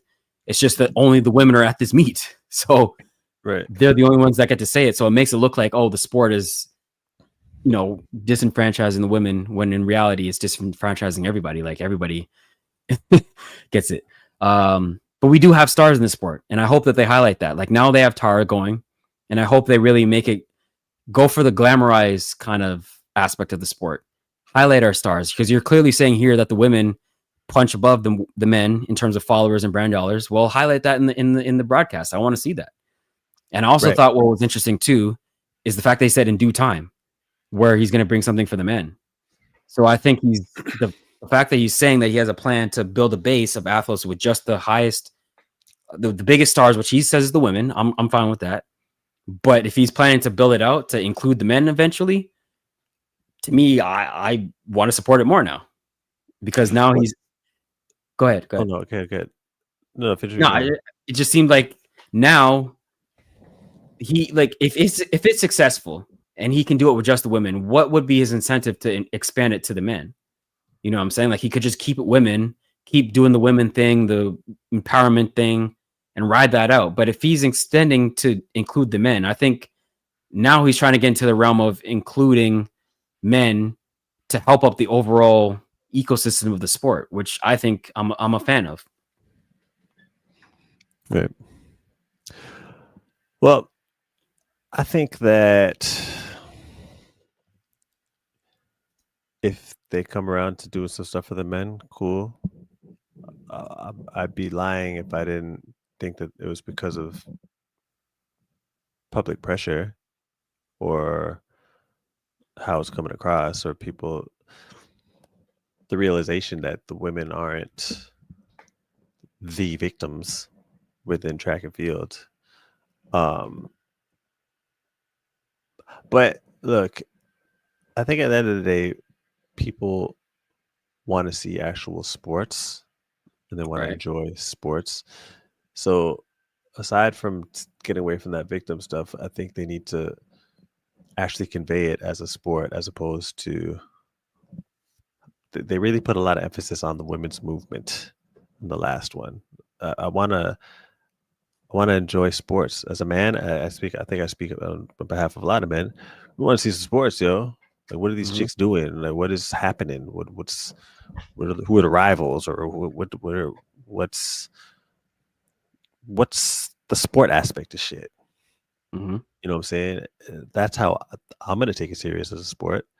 But I'm not really gonna be a fan. And every year, I don't think many people are gonna be a fan of just seeing this party for women. Mm-hmm. There's just the fact that it's in October. Yeah, It just shows that it's not really a sport specific event. Yeah. So look, man, I'm glad the women are getting some money. I like I said before, I'm not a huge fan of the messaging, Okay. and I want to see sports. I don't want to All see. right. Well, how do you differ this from an enhanced games? I think the enhanced games is different in the way where I think they're addressing an issue in the sport that people tend to gloss over, Which is what? the fact that the sport is dirty. And I think that still to this day, it's dirty, and there's going to be a lot of people that are going to be ahead of the curve as far as that's concerned. That's been everyone knows that. It's been stated in articles. The bureaucratic side of things, they're always talking about how they're never really going to catch up. The scientists are saying that they're never going to really be able to catch up with the people. People are always going to be ahead of the curve. With that, there's going to be an imbalance, right? Mm-hmm. Some people are going to be taking stuff, some people aren't. Also, we understand the flaws in the testing system, and you saw the UFC actually dropped USADA because what they were doing wasn't conducive to managing clean sport within a professional environment. They weren't pleased with what they were doing and the way they were doing it, so they moved away from it, and they went with what was the name of the company they went with again? I can't remember the name of the company, but they went with another company that's doing the NBA, doing that does FIFA, that does a lot of the major sports. They moved away from it. So why did they move away from it? Why are we sticking to it?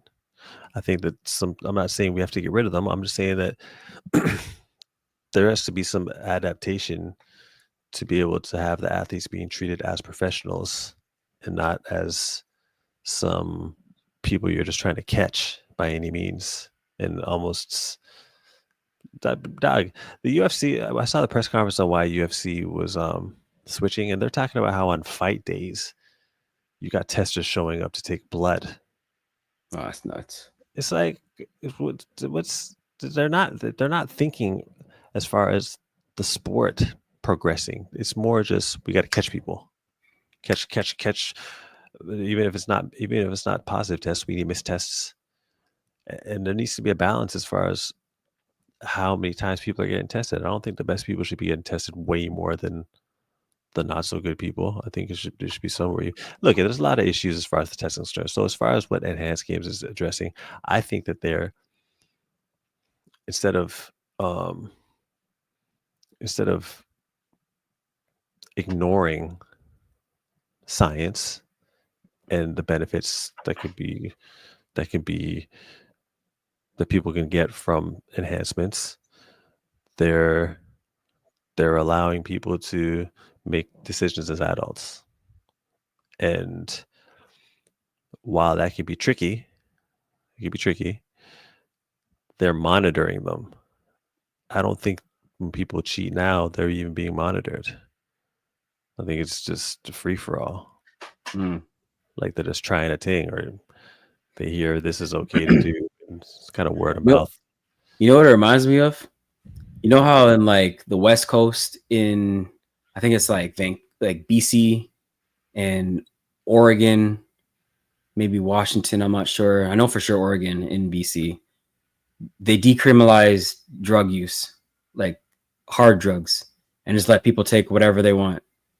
And then they have like facilities for people to come and take it like responsibly so that they could be healthy or whatever. This kind of seems like the same way where it's just like people are going to do it anyway. So at least make sure that they do it safely. And on the surface, it sounds crazy. Like, oh my God, they're letting everybody do drugs.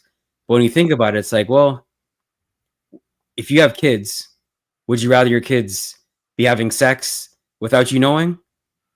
And then they get someone pregnant or catch something, right? Or like, all right, I don't want you to be having sex at this age, but if you're going to do it anyways, wrap it up. Here's a condom. Yes. Yeah. Yes. I get it from that perspective. I And think they're addressing I think it's actually safer what they're doing. yeah. And like, I'm not endorsing it. And I'm not like, I wouldn't be able to do it. Like just from the public scrutiny. And for me, I'm not gonna be like throwing my weight behind it in terms of like support. But from my initial reaction from when it first dropped to now has changed, especially now that Fred is in it. Because I don't want to be just someone that turns my nose up at things without actually considering, okay, what is the purpose of this? And when it first came out, it just seemed like a joke. Like I thought it was actually, I didn't think it was a real league. But when you kept telling me that there was money behind it, I'm like, there's no way. Like, who would do this? But the angle that Fred's approaching, and I haven't seen his Shannon Sharp interview, but I know he was talking about money and saying like basically like we're in prison and stuff like that. And like you got to ask yourself not just why would you do it, but why do they need to do it? Why is there a need to have this league? If you had an enhanced games NBA version, it would fail because they get paid handsomely. They're taken care of. The fact that this is even appealing to people just says to you how much we're exploiting the athletes.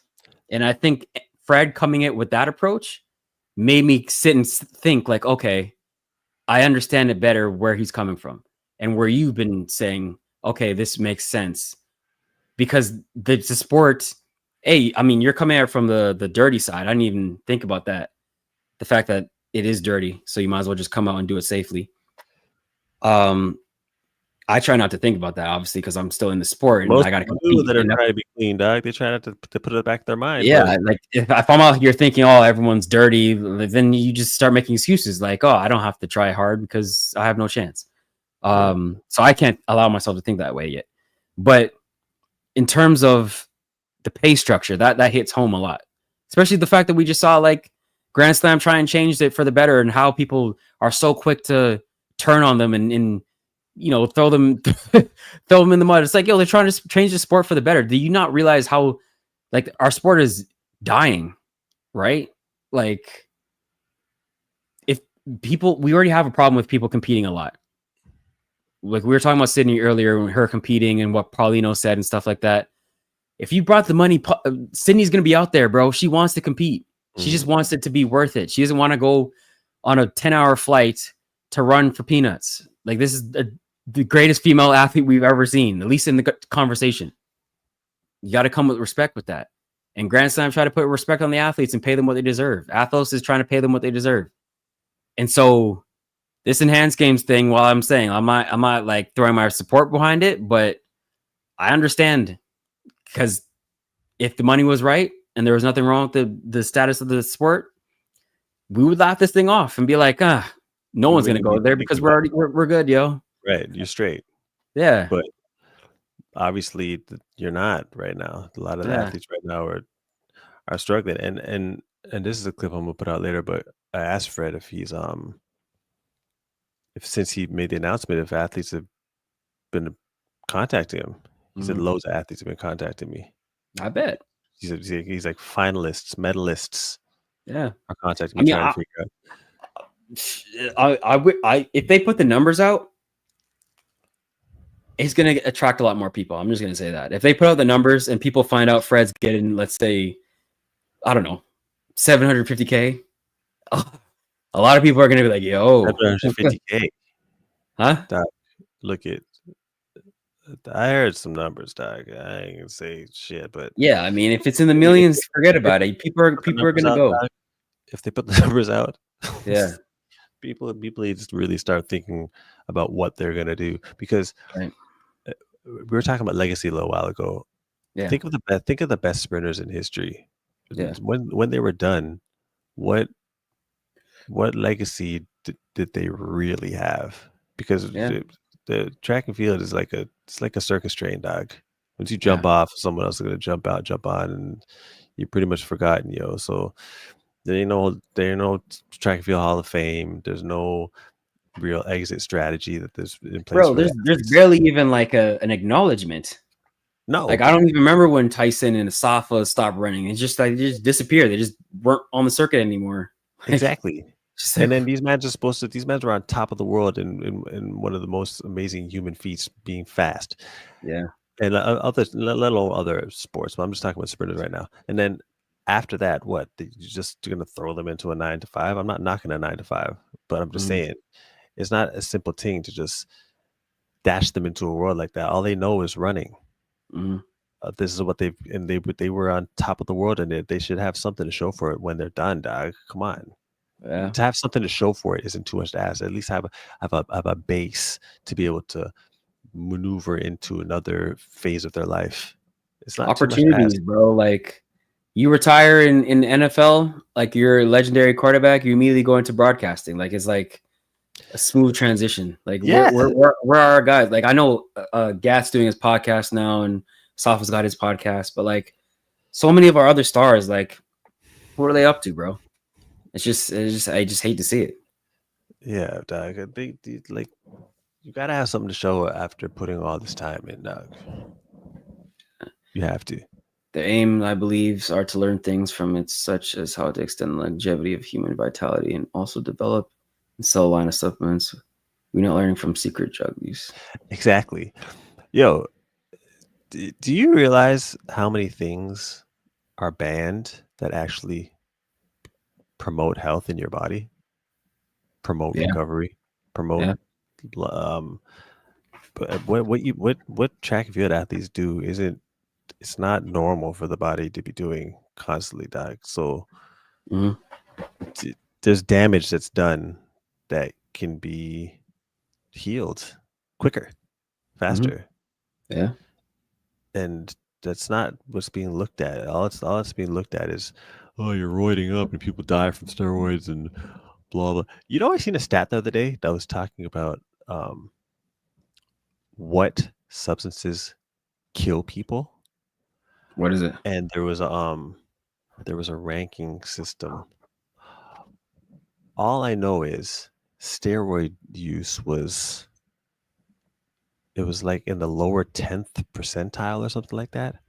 And alcohol was like in the 75th percentile, and cigarettes were like the 80-something percentile, and caffeine was like steroids was at the bottom. And we're talking about steroids, which is the peak of performance enhancing. We're not talking about just certain supplements that are banned that aren't steroids, but they're considered enhancements, which would be obviously way lower. Yeah. So there's these stories created that create people's narratives in their minds and their perspective, and a lot of people in the track world are not altering their perspective for anything. For anything. Yeah. It's slowly happening once they hear a few things here and there, but it's like a lot of people just aren't opening their mind to some logic sometimes. The money thing is a big thing. It is. So there's that, and then just being healthier. The people don't have the right definition of that right now. Yeah. Well, I'm gonna see how it plays out. You know, I'm not like I said, I'm not supporting it, but I'm not just gonna blindly write it off without actually figuring out what they're all about. You gonna watch it though? Yeah, of course. Yeah. I mean, you know, a lot of people are gonna watch it, Doug. Loads of people are gonna watch it. Yeah. Anyways, that's all I got. You said there's something you wanted to talk about. I don't know, but you might have to run this. Oh no, I wanted to talk about. No, we got through them. Okay. And ATHLOS and thing. Nah. But I will say Wednesday, I'm gonna go live and discuss my FITW rankings to close out the season. What does that stand for? Fastest in the world. Right now it's only the men because I needed a sample group, so I used the men. But it is the fastest in the world, anyways. And the women have ATHLOS, so yeah, they're not done yet. So you can't even do your rankings. Can the men have rankings something? Can change based on ATHLOS. The women's, I haven't done the women for the FITW yet, but the men, it's only men right now. Yeah, so the men can have something. They have the FITW. Can they have something? I think they have something. So yeah, that's gonna be Wednesday, and then I'm gonna just be doing random lives during off season. I usually jump on some of them. Fred's been jumping on live would be every time. Yeah, that guy's a clown. He's hilarious. Yeah. But yeah, I'll do that, and then we're still refining the app. I wanted to talk to you about the app. What kind of phone you got? An Android? iPhone. Okay, I'm gonna put you on a list to be able to look at the iPhone version. It's not cleared yet. The Android version is cleared, but I have a Droid. I don't use it. I got it from the Olympics. Yeah, it's just collecting dust though. But it's been real, dog. Another long one. Yeah, pause. Pause. Y'all are real ones for staying through this whole live. Respect. Respect. Appreciate y'all for tuning in for another banger. I did lose the bet. I did some of my push-ups. You have 86 push-ups left. Yeah, this is even worse than I imagined. But yeah, it's gonna be rough. I did win the predictions part, so hooray for Aaron. And I can hang my hat on that. He came through. The women's hurdles messed it up. Come on. Yeah. But that was the hardest one to pick, and I got one. I got one, but it was the right position too. That did it for me. That's all I needed. Right, Eric Jansen, respect to you. Good live. And Satoshi, always respect to you. You always coming in. Respect to you guys. Even Coach Mazzo, who's hating on Canada's relay team. He's clearly an American homer, but I respect you too because you tune in, you comment, and you're engaged. And we welcome that. We don't just need the love. We bring the hate as well. Just be respectful. Anyways, this is Anson Henry. Anything you want to plug? You got your thing dropping Wednesday. Anything else? Follow Track and Field Network. Track and Field Network. You see it on his mic. Track and Field Network on Instagram and YouTube. This is your boy. Hold on. Let me get my banner. Like and subscribe this video. Push it out to other people. Stay tuned. We're gonna be doing more lives. I'm in my off season. I got more time on my hands. I'm gonna bring some content to y'all. But I gotta bring my son to school tomorrow morning, so it's my day tomorrow. I gotta get to bed. It's almost 11 o'clock out here. Respect. I'm gonna see you guys later. Signing out. We out of here. Peace.